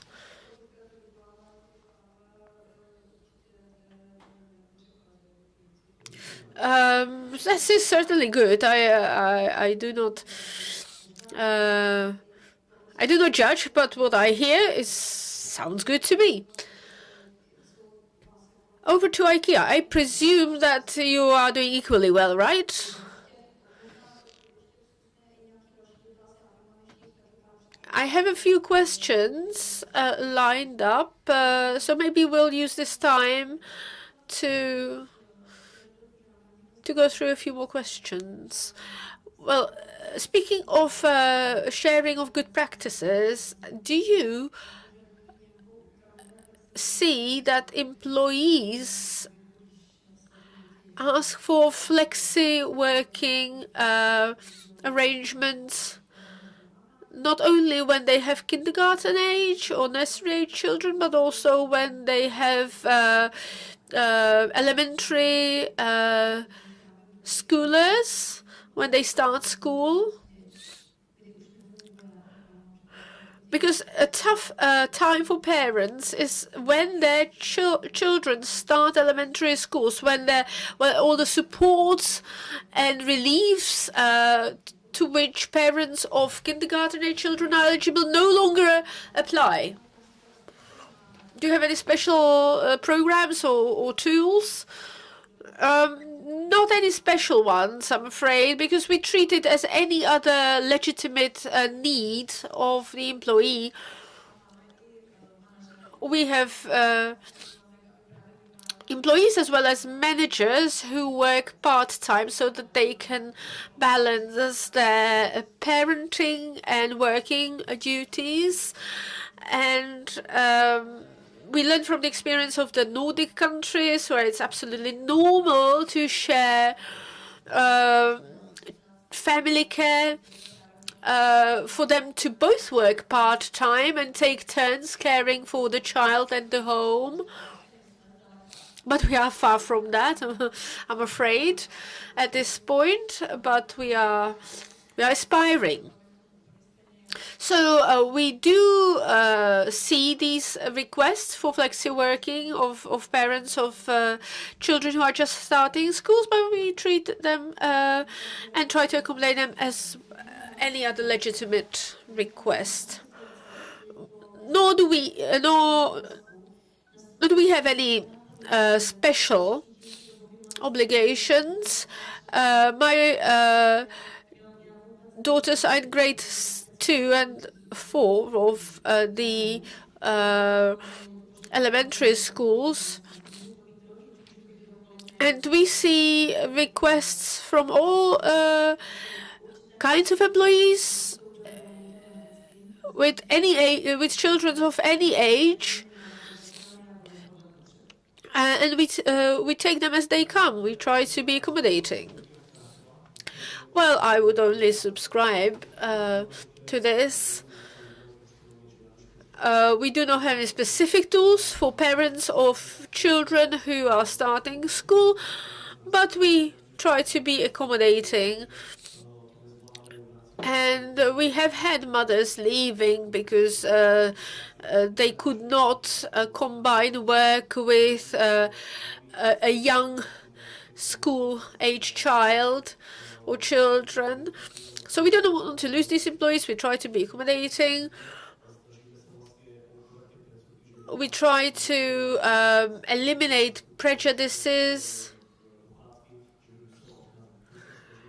Because one of the biases that we occasionally see is that mothers cannot combine working with having a child starting school, because that comes with many extra duties for the family itself.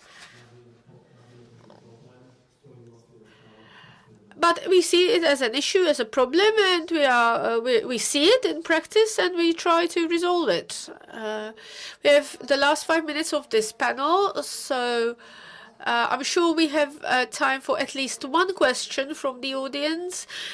Those questions that were submitted already will receive answers in the follow-up to the conference, because some of them are of complex nature or would require lengthy responses. So we chose them not to be answered here. The lady in blue at the back. Thank you. Good morning. You are discussing flexibility vis-à-vis mothers. Now, an employee in your company, in your responsible company, must the employee justify their need for a part-time job? Is it sufficient for them to say that they want a part-time job and you satisfy their requirement? Well, we don't offer part-time jobs only to parents. Any employee who wishes a part-time job says so, and more often than not, they give a reason at once. So, to put it briefly, any employee, any person can express their need for a part-time job because some employees care for their elderly parents, for instance, or somebody may wish to spend 20% of their working time on charitable projects. It's their choice. Well, I have not mentioned that. I would like to say 18 years ago when I joined IKEA, part-time jobs existed. In our case, we provide part-time jobs. It was always an employee benefit with our company. I think the openness towards employees does exist, but it's more difficult for new recruits. I think that's quite clear. I cannot agree more with you. I also agree. Yesterday, I met a colleague from my team, and she said, I want 80% part-time job. And at first, I didn't ask why, but first I was thinking about how to make this possible. So it's about the mindset of the manager. Let's not seek what is behind, but let's seek ways how to do that for the benefit of employees. So yesterday I was exactly in that situation, and my first task was to think up how to do that. Of course, I was interested in the reason, but obviously we prefer full-time jobs, but if someone needs a part-time job, we are very much open to that. It must be an active, vibrant relationship. If you communicate with your employees, if you conduct a dialogue, you can find a suitable solution. For them, it may be a sensitive issue, so it's not absolutely necessary to give the reason for a part-time job immediately. It depends on the corporate culture, of course. We are not robots, we are human beings. We must enjoy that situation when human beings are still more numerous than engines, than machines. Ladies and gentlemen, thank you very much for participation in this panel. Thank you, MP Michala Opeltová, Ms. Petra Ondrushova, Ms. Sylvia Kurtová, and Mr. Rastislav Tesar. You are invited to ask more questions during the break. Please stay with us. In panel 3, we'll be listening to the experience of foreign parents in the Czech labor market. So we'll learn more about the experience, the prejudices they have met with, and the barriers they experienced. So please stay with us. Now we have a break until 11:50. Please help yourselves. There's coffee and some refreshments possible, and I'm sure you will enjoy those beautiful premises of this historical building. So see you again at 10 to 12. Thank you.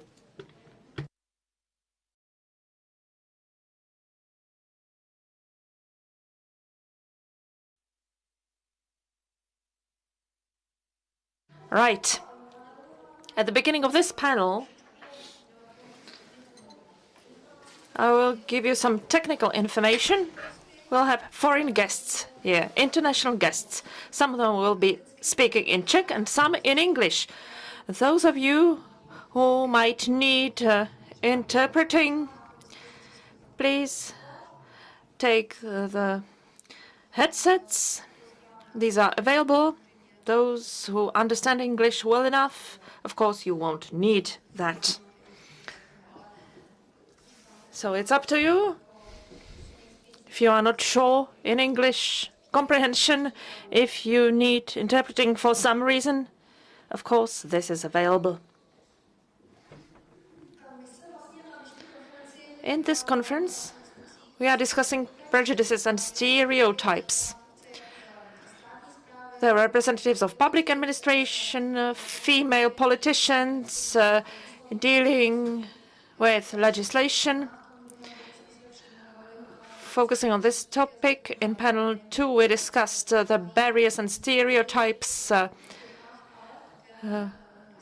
facing employees in the private sector and in public administration. And panel 3 will be very practical, very hands-on.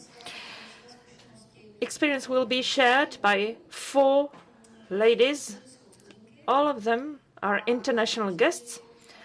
All of them work in the Czech Republic at present. They kindly accepted our invitation. It's my great pleasure to invite Tetiana Vakaliuk, Alexandra Zimbak, Giseli Borduki, and Elizaveta Solovej. I hope I was not too much incorrect in pronouncing your names. Ladies, we are very pleased that you accepted our invitation to this conference. And I will ask you, all 4 of you, to tell us at the beginning of this panel how you came to the Czech Republic. What has led you to the Czech Republic, to the place you work, and what your experience is with Czech employers.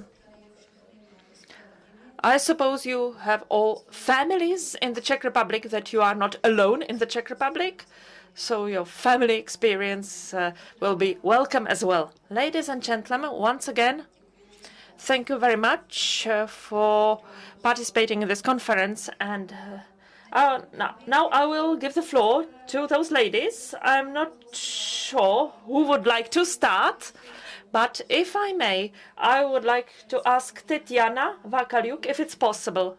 What is your story? Určitě. Good day to all of you. My apologies, I cannot yet speak Czech fluently, so I will speak English this time. I'm working and living in Czech Republic so we came here about 1 year ago, just end of March 2022.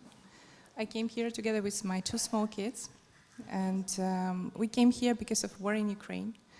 When everything happened, we were very much frustrated and scared, of course, as all Ukrainians, I believe.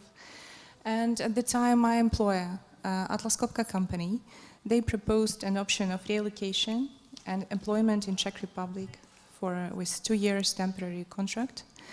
We discussed with my husband, and actually we decided that's reasonable to move under given circumstances.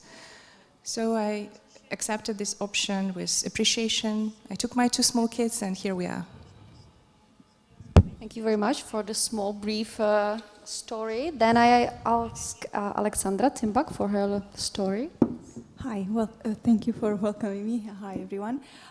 So I am here with my husband, and now I have a small son. I've been here for a little bit over 8 years. And the reason for us to move here was to be just a little bit closer to family. My family lives in Romania, my husband's family lives in Slovakia, so we're a little bit in between. Thank you. Thank you very much. Giselle, may I ask you for your story? Okay, hello everyone. So my name is Gisele. I have been here in Czech Republic around 17 years, and for what you see, my Czech still is not enough for speaking in Czech. I'm Brazilian, and I met my partner in London. I went to London for studying, and I met there a Czech guy, and that's my story. And most of the foreigners that I know here, they have similar story. They are here because of a Czech partner. So that's it. Thank you very much. And the last one, but not at least, Elizaveta. Já jsem v Česku už rok. For a year, I work with McDonald's. I'm grateful for that because I was afraid of being unemployed here.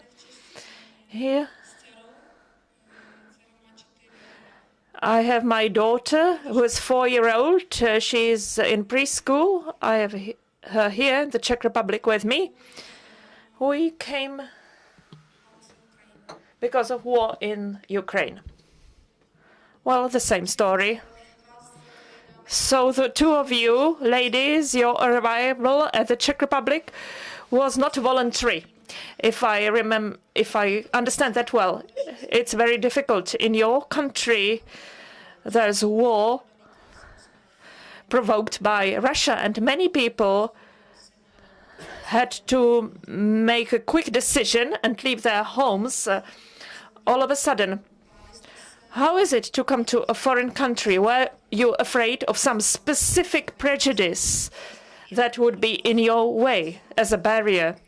I cannot imagine what troubles, what problems you had to tackle upon your arrival. But today, if we stick to the topic of this conference, namely the prejudices, which we will discuss in more detail for sure, I would like to ask you whether there were any big fears, any big worries, because of prejudices that you would encounter problems here.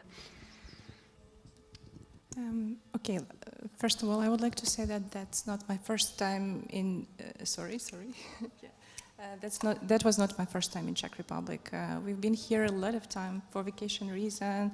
We have been traveling a lot all over your amazing country, and we have relatives in Czech Republic. So honestly speaking, when we took a decision to relocate, the safety concern was the first priority and the main priority. And I didn't have any kind of prejudice, nothing like that about Czech Republic. So we just moved. I think I had completely different minds in my head because I'm myself alone, having 2 small kids, need to start basically from zero, to arrange everything because in Ukraine we had everything successfully arranged. So I didn't have any kind of fear because I have a lot of lovely memories and nice moments being here in Czech Republic because of amazing people, open-minded, helpful, supportive, responsive. So, I mean, no. Nebála jste se, Elizabeto, vy jste se bála třeba, když jste přicházela do České republiky, že vás budou provázet nějaké předsudky? Public, that there would be any prejudice. I had no prejudice at all, because I didn't know very much about the Czech Republic. I knew Prague was a beautiful city, and that's true. So no prejudice. At work, I felt no prejudice, no bias, because I was supported by the management, by the team at work, and I enjoyed that. For me, it was good. And at present, Elisabetta, you're working with McDonald's. In the previous panel, we had a representative of McDonald's who was telling us how he spoke to employees at McDonald's, how the dialogue took place. Having listened to that, can you confirm that that is true? Do you feel so well at McDonald's? Yes, that's true. Well, I'm pleased to hear that. At McDonald's, we have flexibility. I can start working in the morning, in the evening. I can choose between a full-time job and a part-time job. For me, that's good, and for my child as well. I can spend my morning with my daughter or my evening, and all sick leaves are paid, vacations are paid. I think that's important, although that was on a lighter note that I mentioned that, but it's unique to see in a conference what the perception of a specific employee is and what the employer's perspective is. So in this respect, can you consider having another family now? Well, in Ukraine, I used to work at McDonald's. That was good for me. I had flexible working arrangements. That was excellent for a working mother. Well, a more difficult question, maybe. The conflict provoked by Russia in Ukraine has been lasting for more than a year. Hopefully it will end soon, but it is there now. The Czech Republic and other surrounding countries accepted many people fleeing Ukraine, hosting them here. At first, that was completely natural. There was no problem with that. But now in the Czech society, not everybody is happy with the Czech Republic's assistance to Ukraine. In this respect, can you feel any prejudice, not necessarily at work, from your working team? Because you are working here, but you also live here. You meet with other people. Has the situation changed for you? Do you feel that the Czechs start to be too critical about the country's assistance to your country? Thank you for your response. At work, I mean, I'm very much lucky, yeah, because I have very responsive, supportive colleagues. And I think that Atlas Copco worldwide, that's a community of people united with the common values and culture. We have Swedish culture in our company. So basically in the company, we have our business code of conduct. So we care about diversity and inclusion. So in the company, it's extremely comfortable environment to work. It's international environment. We have employees, I mean, from all over the world. But it's very comfortable. In society, I think that Czech people, this is my observation, this is my personal experience. I noticed that Czech people don't know much about people from Ukraine. I mean, very often we are treated like people, you know, like workers in a service sector. I know, like, I don't know, working in construction or in cleaning or something like that. Which is absolutely not the true story, because people are different, and Ukraine is a huge country and with a different culture, regions, dialects, so you can meet intelligent, highly educated people. I noticed that people are very much surprised because me speaking even English, but English, I mean it's just an English, I mean it's nothing special in that. Also, sometimes I feel like, you know, people when looking at me when I'm myself with 2 kids, they probably are thinking that I'm unemployed, you know, receiving a social support, living somewhere in a social, I don't know, accommodation, which is also not the true story, yeah. So just, yeah, some biases, of course, there is, but people are different, that's important to remember. And it's important also to work with your bias, to be open and to see the people who they are, and yeah, in reality. So. Daří se to, máte pocit, že... And do you think that it's going well when you are explaining to the Czech people that not all Ukrainians are cleaners, construction workers, service sector workers, that they are often people with academic degrees. So when you try to dispel those myths about Ukrainians to the Czech people, do you see that you're getting through to them? Well, first of all, as I have said, I'm quite lucky in my working environment. I have no need to explain that, because people know that I'm a country manager responsible for the whole business in Ukraine. We have a lot of business projects in common. So we are very much busy, honestly speaking, with job. And in society, I think I'm also quite lucky because I have my Czech relatives and my Czech family, and they know who we are. And but of course, when I have chance, and if I see a necessity, and I see any kinds of prejudice, then of course I'm trying to politely, softly, smoothly, yeah, but I try to explain that probably you need to be, like, to widen your borders and to treat differently.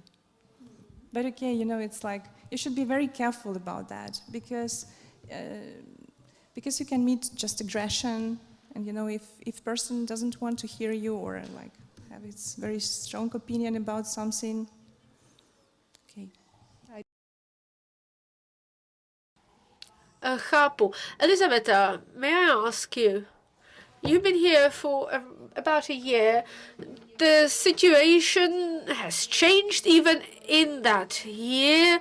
The public opinion vis-à-vis Ukrainians is now much more critical compared with the time when the war started. Do you encounter any biases? Does it make your life difficult? Do you feel it?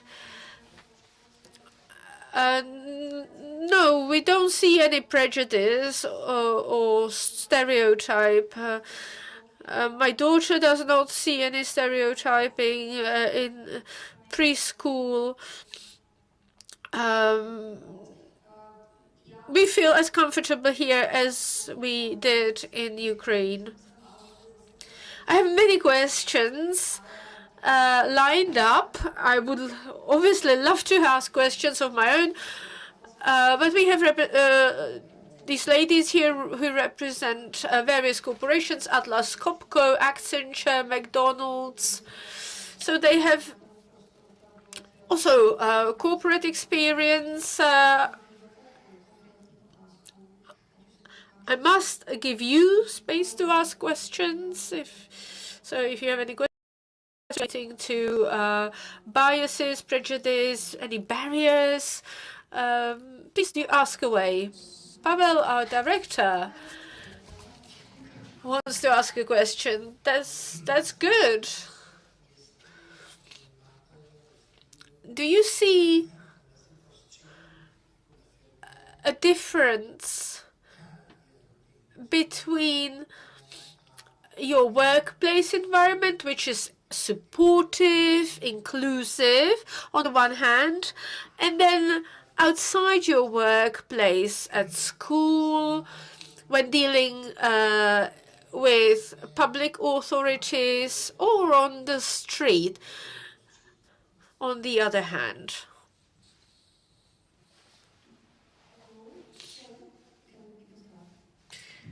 Giseli. Example, I remember the foreign police. It's a foreign police, but it was no one speaking English there. So it's really hard for us. And there are other institutions too. So I always had the support of a Czech person. So that made my life much easier. But for foreigners, many times it's very difficult. And as you said, well, in my company, I really feel in a protective bubble, yeah. Completely supported in many aspects, but yes, outside it's harder.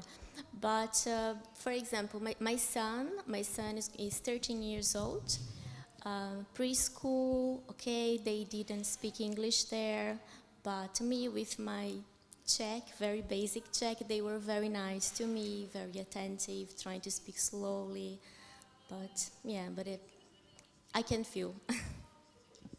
Thank you very much. Please, Alexandra. Yeah, sure. Yeah, definitely there are differences. I think within our companies we do feel very included and inclusive because it's a very global environment, many nationalities, and that definitely helps. I think our local HR teams are doing the extra effort to make us feel included, not just within the space, but also to give us the right connections.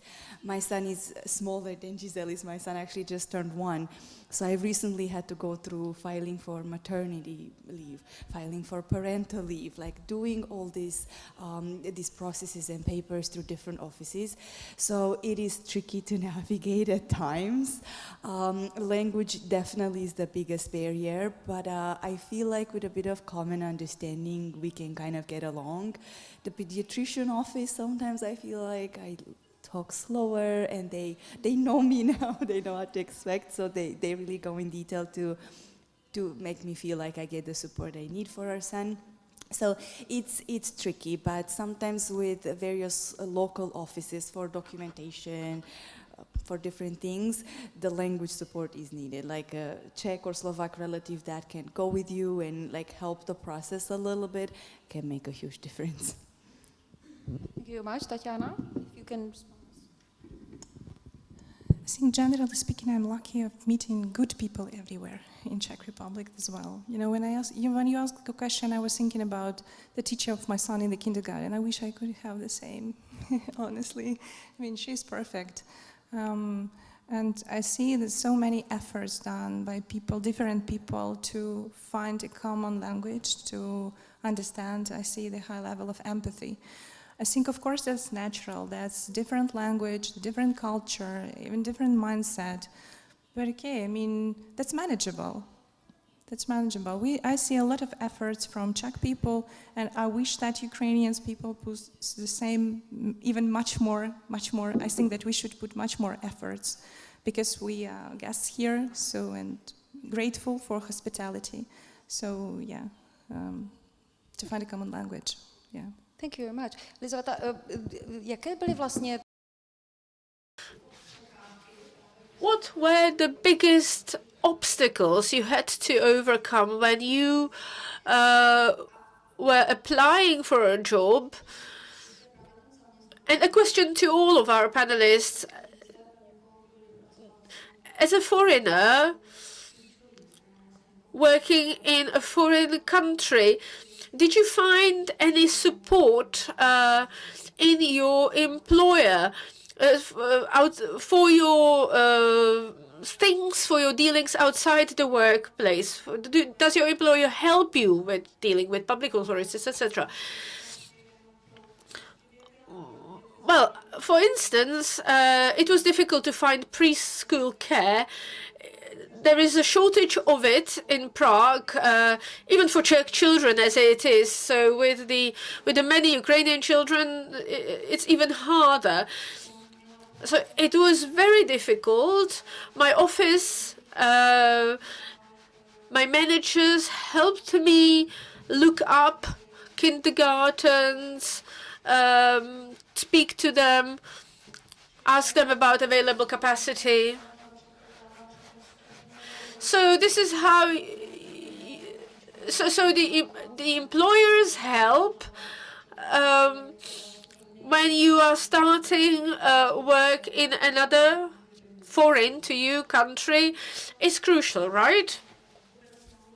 Well, at the beginning, I did not speak a word of Czech. I did not understand.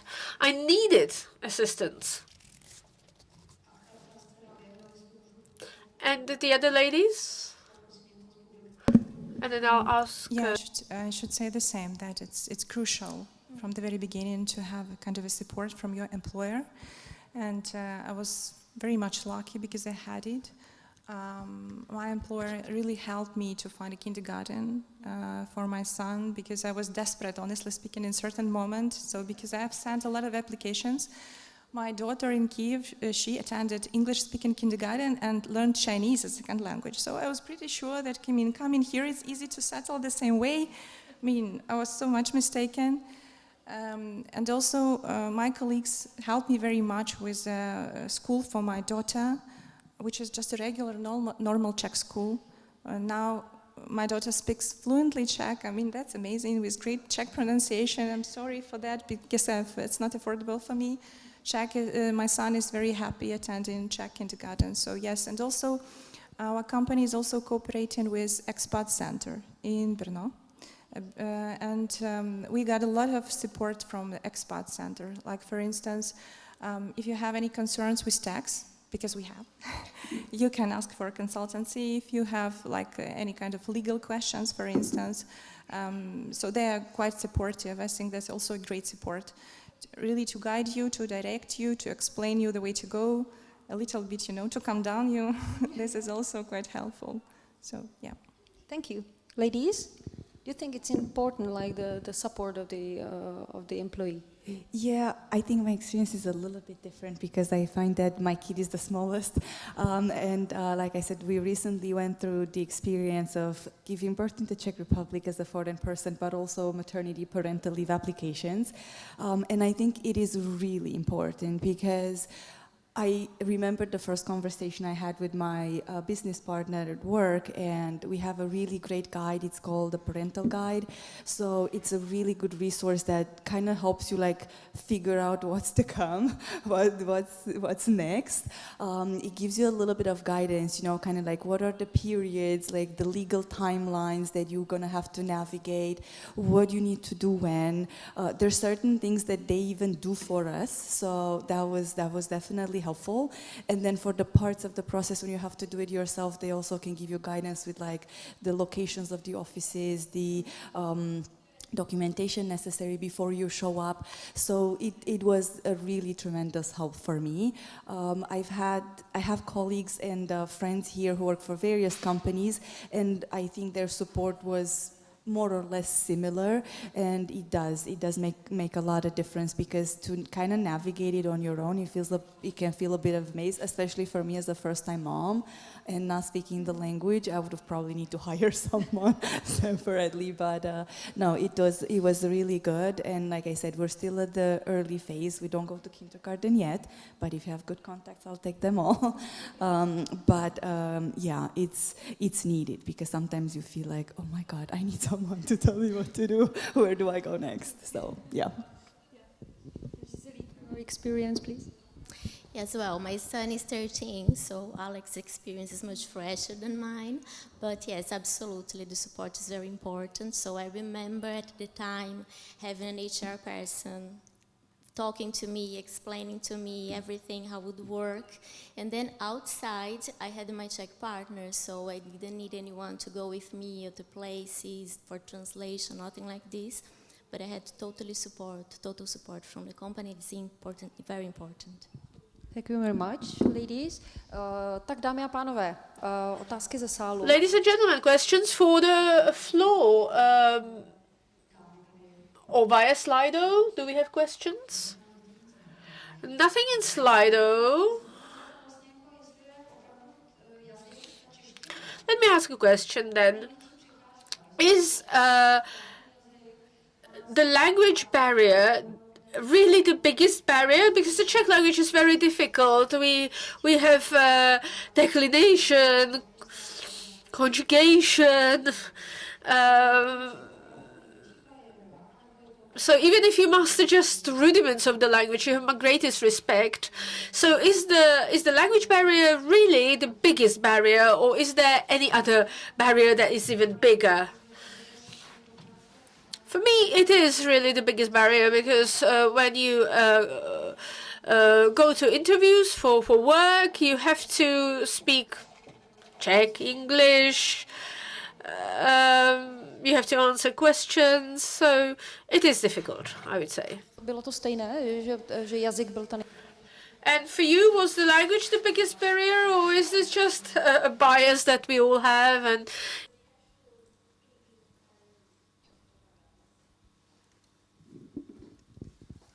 in my opinion, yes, language matters. In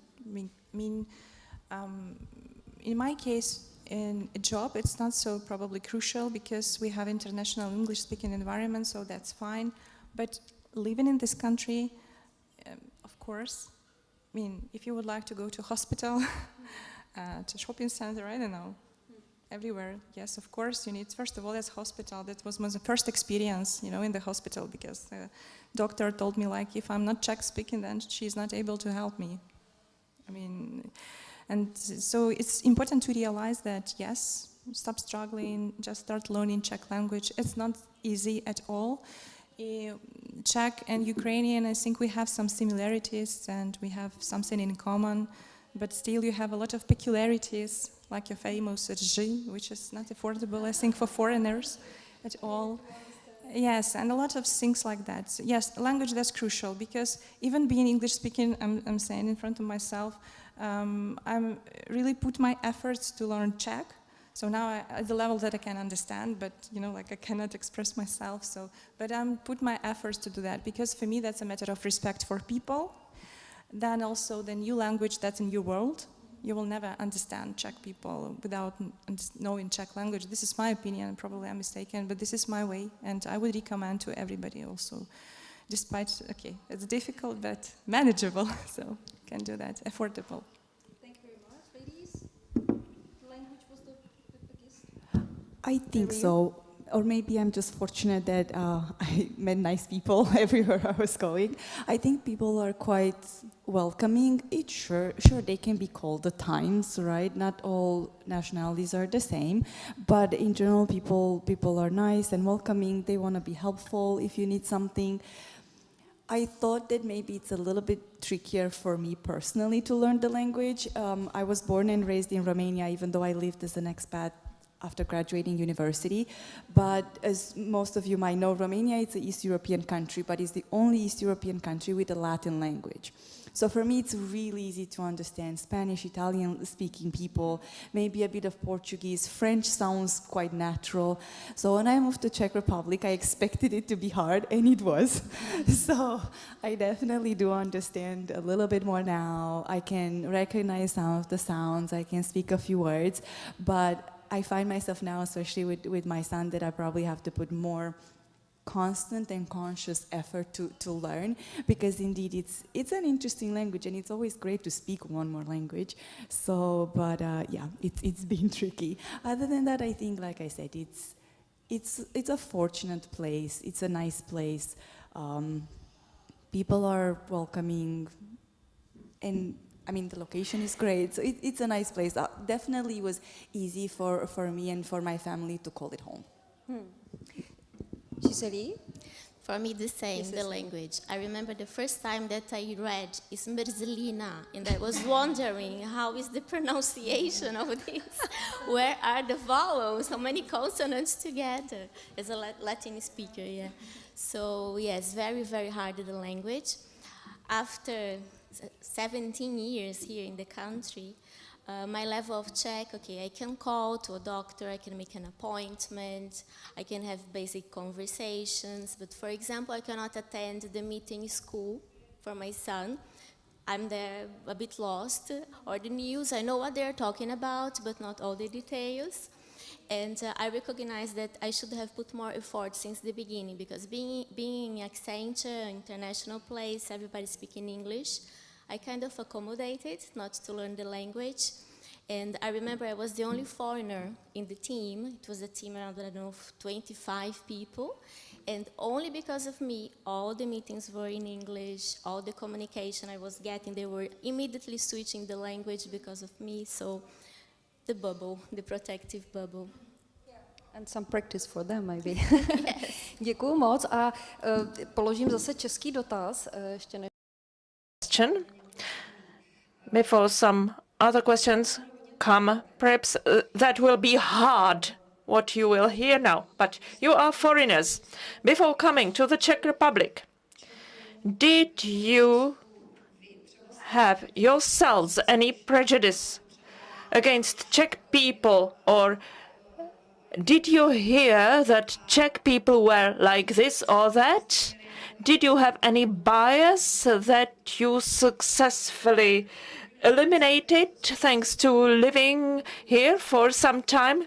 We would like to learn from you whether internationally we are renowned for something that might not be true or that might not be positive, or if we learn about a prejudice, we can fight it here.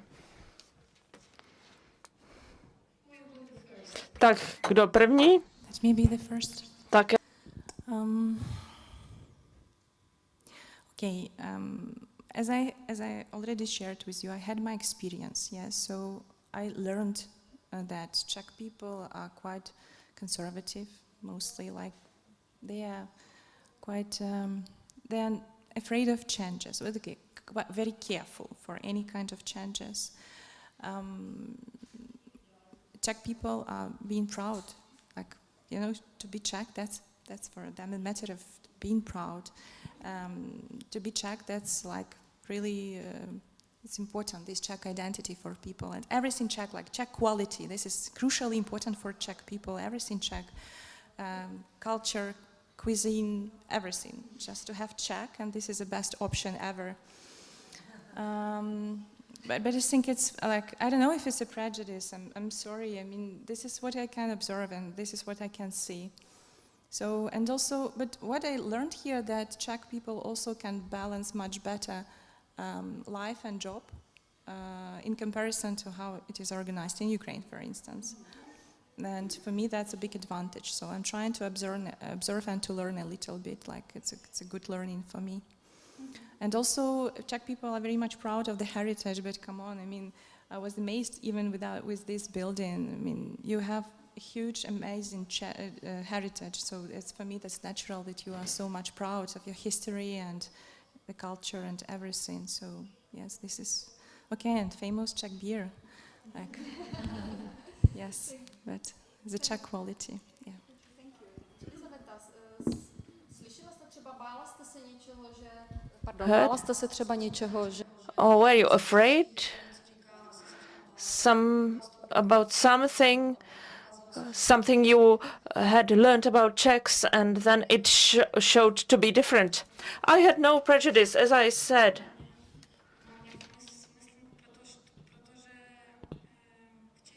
In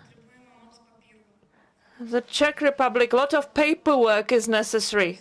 Too much paperwork. In Ukraine, we have everything in our cell phones,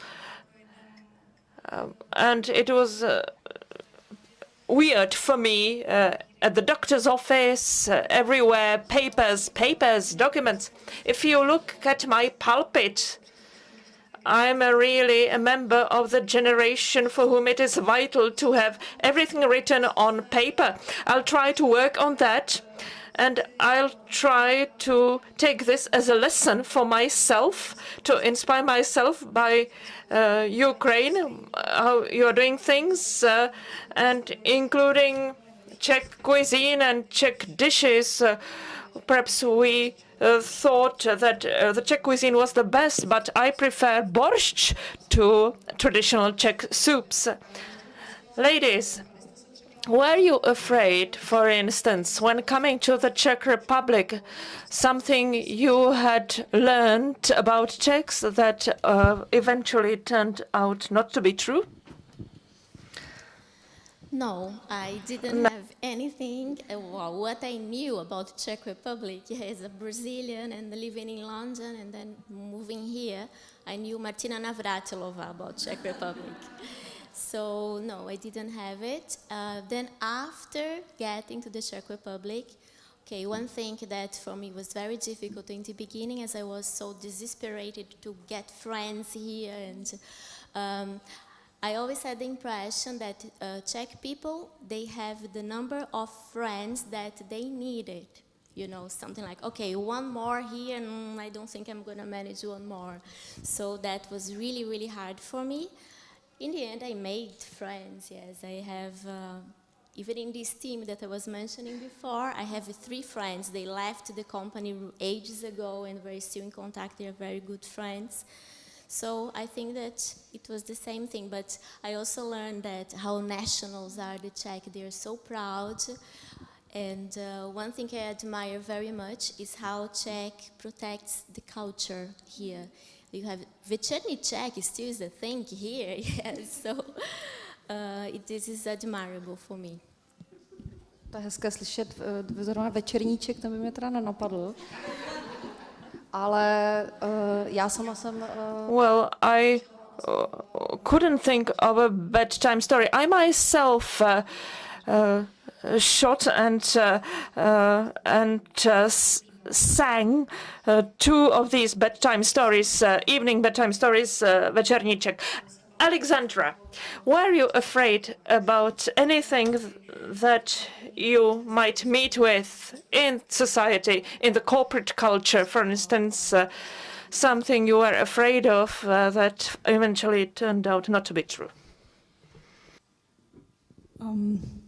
So I was one of those people that when I moved here was the first time for me to come to Prague and to Czech. Like I've never been here before actually moving here. So I arrived with a suitcase and I'm like, okay, so this is gonna be my new home. I'm a little bit like Gisele because, like I said, I was born and raised in Romania, but after university I moved to the United States where I lived for almost 10 years and I met my husband there. So we moved here together. We had no kids at the time. And I think one of the biggest things that kind of scared me a little bit was how am I going to enter the workforce? Because I felt like I was in a good space in my life, my age, and my career where I could look for a new job, regardless of the language or not, because we know that Prague is like a really international global work hub. But I did found it to be like very different than other work markets where you, like the process of applying to job, the terminology that they were using, even the way they were labeling certain jobs, like when I was reading the descriptions and the titles, the level of experience with the title, they were not quite matching with what I had in mind and the work environment that I had before. I was persistent, of course, and it didn't took me, I'm trying to think, it took me just maybe 2 or 3 months for me to find the job that I thought it would be a good fit, and I did join Accenture at that time. So that was a bit shocking, I think, was a little bit different from what I expected. I didn't expect there so many differences in like leveling, terminology, and all that. But like I said, I had a learning curve, and then it turned out okay. Having a couple of friends here and getting to know more locals was helpful to really understand. And yeah, get to learn about people, what they like, what they don't like. You know, I mean, everybody loves the beer. I agree with that. You see Škodas everywhere, and I love it how Czech people see one in a movie and like, oh, that's a Škoda, that's so nice. But I knew that from growing up in Romania as well, because we have similarities and we have the cars and all. So there are certain things that I knew, of course. But there's a lot of element of new. But I'm glad I did it. Like, it was such a great thing. And sometimes I'm thinking, I'm like, should I have not known more before I came here? But I think it worked out well. And maybe in a way it kind of helped me to kind of start fresh and just learn and assimilate the people, the culture, what's going on, rather than having a lot of ideas coming with them already packaged. So it was interesting. But yeah, I think the workforce took me a minute to figure it out, but then it was okay. Děkuju moc. Thank you very much, all ladies. Thank you. Is there any question from the audience? The lady with the blue scarf. Moc vám děkuji, dámy. Listen to different stories. My question, because first we discussed the gender equality at the beginning. So, do you see any difference between the role of women within your nationality and the Czech one? Do you think there are any differences? Do you think there are any space how Czech women should be more empowered, Czech mothers should be more empowered? Any tips from you? Děkuji za otázku, prosím. Nechci vás vyvolávat, ale nechám to na vás. It's up to you. Who will start? I'll go first. I like to think and hope that we are evolving regardless of where we are, and women are more equal at home, in the workspace, and even at the playground, right? It doesn't matter. So sometimes I read the reports, the global reports that are published, and I'm slightly disappointed, but I think it definitely there's progress. I think even the cultural element is not so strong, because you can find Czech families or Romanian families or Ukrainian families that are super traditional, and a lot of the workload household falls on moms and not on dads. But you can find families in all these cultures that are like really well spread. I have several friends here in Czech Republic who, once the maternity leave ended, the father stayed home with the kids up until the kindergarten time, and the moms returned to work.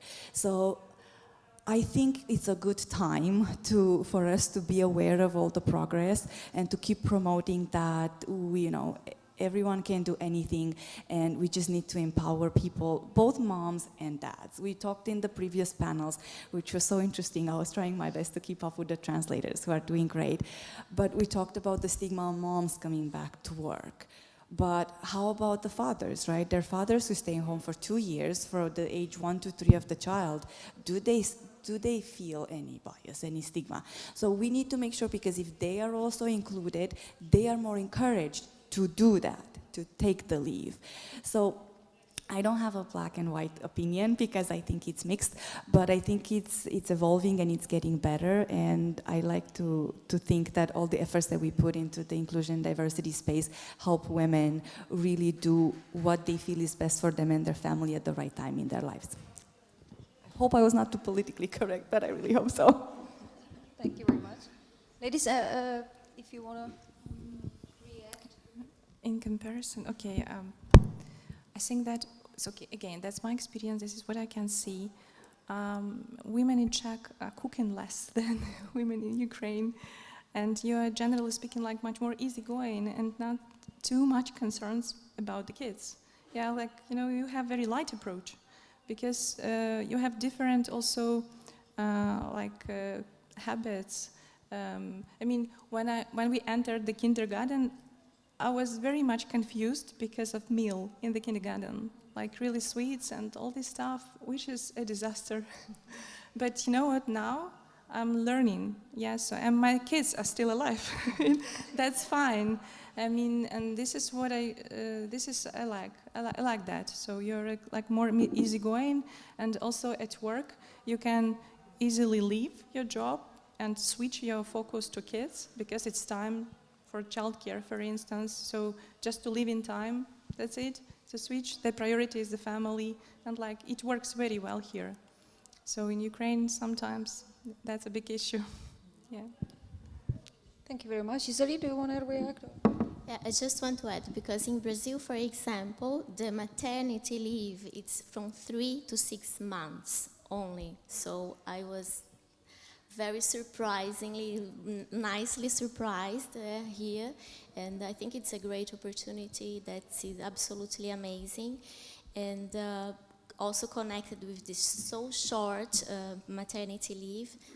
The father, he doesn't really stay with the baby, with the kids, so it's mainly the woman in my country who stays there with the kid. Thank you very much. Maybe the next question. Slido, nebo ještě...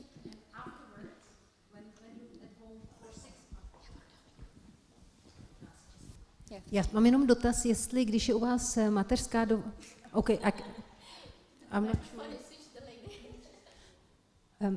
pro všichni, aby rozuměli. Já mám jenom dotaz, pokud je u vás mateřská dovolená 3 až 6 měsíců, já vidím ty výhody i nevýhody, jak to funguje poté? Jako žena se vrací na full time do práce a potom, teda když jsou oba pracující, jestli je ta dělení těch rolí třeba i v rámci toho domácího prostředí jako půl na půl nebo ne? Děkuji. Okay, well, the kid that is there at the nursery schools, yeah, so the kid stays at the nursery schools or with the grandparents. I don't have the experience of being a mother in Brazil as I was mother here, but I had the support from my granny. I was staying with my granny while my mother was working. Yeah. So, and about the split of work, it's half-half. It's half-half, I would say, yes. Thank you very much. Tak, otázka ještě ze sálu, prosím, nějaká? Není? Slajdo ještě? Jo, tady nám přišly nějaké otázky. Zeptáme se, jestli vidíte v českém pracovním právu nebo na českém pracovním trhu jako největší bariéru, která vlastně blokuje cizince, aby tady pracovali, a rodiče. A možná ještě otázka, jestli můžete porovnat podmínky pro rodiče ve svých rodných zemích a v České republice, jestli něco, z čeho bychom se mohli třeba poučit. Děkuji, můžeme začít třeba u Elizabety klidně. Jestli nechcete odpovědět. If you don't wish to respond, you don't have to. Well, perhaps you might. Well, I said already. The Czech Republic and Ukraine face the same problems. I can understand. Perhaps the question Well, it was about prejudices and also about experience. Do parents have better conditions in the Czech Republic if they are working parents than in your native countries? Can you make a comparison? In the corporate culture, you are with McDonald's. You were with McDonald's in Ukraine and here. Well, it's an international company, so it works in the same way in Ukraine as it works here. Alexandra, would you like to respond to this question? So in Romania, I'm a mom here, so I'm experiencing the situation here, the context here. In Romania, it's very similar because their mothers return to work when the child turns 2. So the period it's a bit smaller, but it's still up to the age of 2, and then the child goes into the state kindergarten system. Sorry. Many years I lived in the US, which I feel like it's the complete extreme opposite, because over there, and I was working in the space of human resources and benefits, moms get up to 12 weeks only, and then they have to return to work in order to have guaranteed their job. So, like I said, I feel like that is the complete polar opposite. It's a very, very different system. My experience is here, of course. I think having the opportunity to stay home with your child up to 3 years if you wish so, it's great. It's a really good benefit. However, now, having my son where he's a little bit over 1 and reading about other people's experiences and other companies, I think it can also be difficult for moms who have a limited income to go back to work sooner, because the childcare cost below the age of 3 can be a very tricky considerant for them to be able to. It can actually be a showstopper to join the workforce again. So I know there are many discussions we had, and I know in the politics as well, about how to make sure that moms are welcome to work. They don't fall behind too much when it comes to pay equity, to their benefits, to their skills. How do we empower women? So I know this is an active topic for a long time. Like I said, it's great. But it probably can improve a little bit to offer more support to when the kids are a bit smaller. But the countries that I've lived in and experienced there, where my family it's very similar to here. Děkuji. Tatiana, jestli chcete ještě zareagovat, možná. Would you like to respond? Well, the question was about parents who are employed. Do they have good conditions here? Or do Ukrainian parents in Ukraine have better conditions in general? Is there any recommendation you could make for the Czech practice? Well, I have an experience working in international companies all the time. In Ukraine, Czech Republic, so the same company, yeah. So I would say that conditions are quite comparable. So it's like, yeah, white salary, like benefits, company benefits, medical insurance, a lot of company benefits. The difference is what I have learned. That's, for instance, you can get tax benefits depending on the number of kids you have. So in Ukraine, we don't have that. So from another hand, as a working mom in Ukraine, I'm entitled to have 10 additional days of vacations, for instance, which I think doesn't work in Czech Republic. So yeah, if I'm not mistaken, so it's like that. So there are some, of course, differences, but speaking about international environment, that's very much, I would say, comparable, yeah. And also, if I may add, about what prevents Ukrainians to enter labor market in Czech Republic. I think the very important point, that's kind of a mental block, because here, being a foreigner, especially without knowledge of English, Czech language, yes, you have to be ready to do a couple of steps back, or even like, unfortunately for some people, that's even start from very zero, and it's mentally difficult because, for instance, let's imagine you are a successful lawyer. you have a great professional career, yeah, and then you move to Czech Republic. So here, actually, your qualification, your experience, your competence, that's not valued at all. And there are a lot of people like that. I myself participated in the exhibition. It was like a labor market for Ukrainians. And I helped my colleagues on Ukrainian stand with the translation mainly. And I met a lot of people, you know, like, I'm a chief accountant. I'm working like 35 years. I'm just, super professional person. That's great. But unfortunately, here, that's not, it doesn't have a big value. So, and it takes some time for people to realize that and start thinking differently. And then, you know, when you are, for instance, an adult person, especially professionally successful, then it's really really difficult, you know, to, to start working as a, nurse or like basic accountant, you know, because if you are team lead or like finance manager, and here you need to start, yes, with like, you know, some basic things, that's mentally difficult. So I think that from that perspective, it would be nice to provide a kind of a support for people to adapt themselves quickly. Yeah, stop struggling, stop being frustrated. Then like, yeah, because even you can build a career here as well. It will take time. You will learn the language. Yeah. You will drink a lot of Czech beer, but that will happen one day. Yeah, just, but honestly speaking, and speaking seriously, that's difficult sometimes. I know that a lot of cases like that from people. Thank you very much. Ladies, thank you that you were sharing your experience with us. Thank you very much.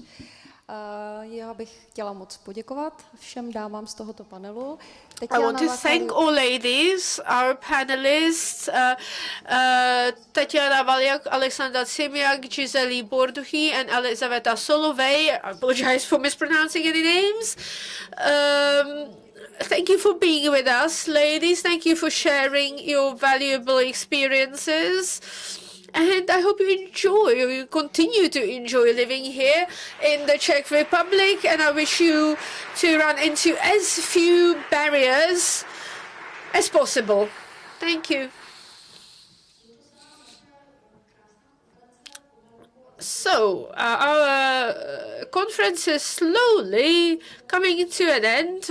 We have heard 3 panels with interesting guests. We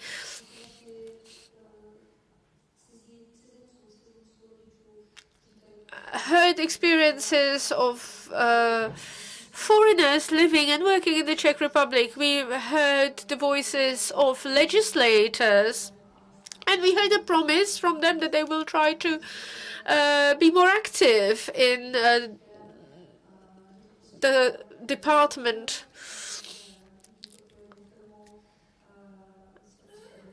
We also seen that things can be done even under the current legislation. They can be done well, and it pays off to be a responsible corporation.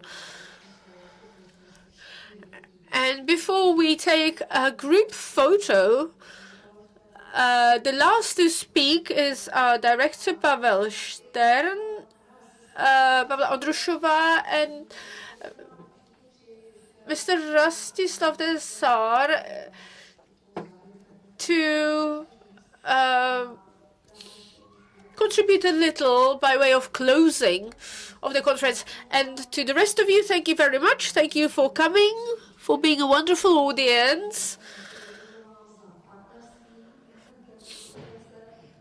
And I want to thank our partners, Česká spořitelna and McDonald's. So, if I may, I want to thank you all for coming or connecting online. I want to thank you for being authentic with your sharing. All our panelists have been very open and candid, and I want to thank the audience for being very pertinent with their questions. Today we talked about prejudice and the bias once the prejudice is identified, there's nothing in the way, standing in the way of efforts to eliminate it. So I hope that we all share the view that it's down to all of us, each one of us, to do it, because no one else will do it in our stead. So I hope you've enjoyed it with us in our lovely headquarters. I want to thank Business Society for carrying on the torch of this very important subject. Thank you very much. And I want to thank you for inviting me back on the stage. I was not prepared at all. So I want to thank Petra for hosting Fathers and Mothers Welcome.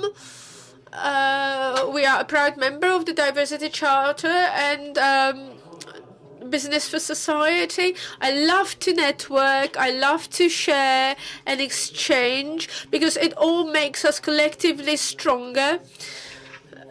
We at McDonald's are open with our know-how. We are prepared to share it, because if we network and share and discuss, all employees in the Republic will be better off.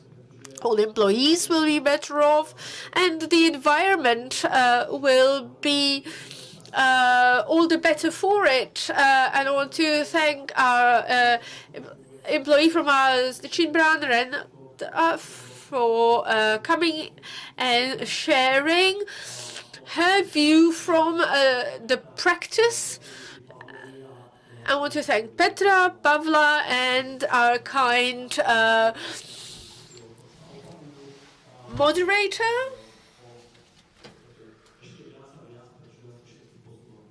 Because this is all that helps to move all of us forward. Thank you. And finally, our director, Pavel Stern. Also, on my behalf, I want to thank all of you for coming or watching us online. And in advance, I want to thank all of you who will watch it in replay. I want to thank Česká spořitelna for being our kind host. And I want to thank Česká spořitelna and McDonald's for being our partners, for taking a keen interest in the subject of diversity and inclusion. And I want to thank Business for Society team for organizing this conference. I want to thank Leontinga Agency. I want to thank the interpreters.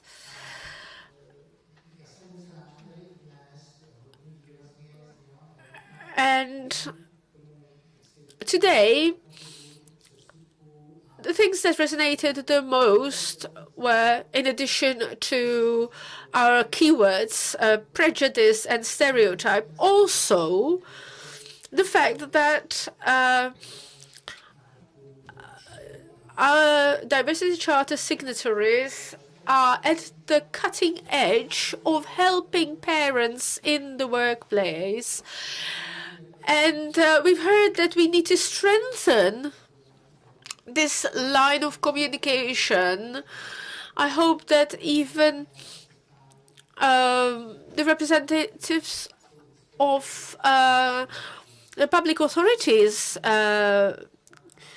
received the message and voiced their commitment to take this matter further, because really it benefits everyone.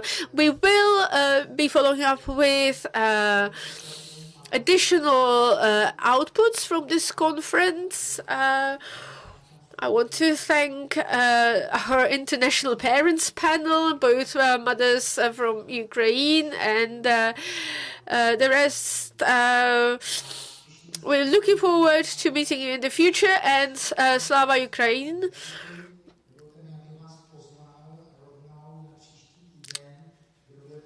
And those of you who are in Brno on the 25th of April in the headquarters Atlas Copco, we will be hosting a networking workshop.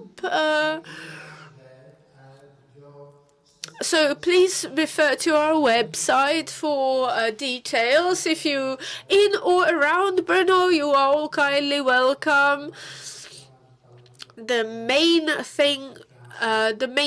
theme will be how to support parents at work, at a workplace. On the 26th of May, we will celebrate the European Diversity Day under the patronage of Markéta Pekarová-Adamová, the chair of the Chamber of Deputies. It will be an interesting workshop program. We will have panels, workshops. All the details will be published in due course on our Diversity Charter website. So thank you very much. We are looking forward to see you at our upcoming events. And finally, back to our moderator. Thank you very much. It has been lovely to see you all. Thank you for coming. Please feel free to wander and admire this beautiful environment. Those of us who are watching us online, I hope that you get the point, that you get the message that it's there is added value in coming to us, to our events in person, because this is really a lovely building. So I hope you have a lovely afternoon, even though the sun is not exactly out. I can hear some voices of approval. Now let's gather for a family photo. Thank you and goodbye.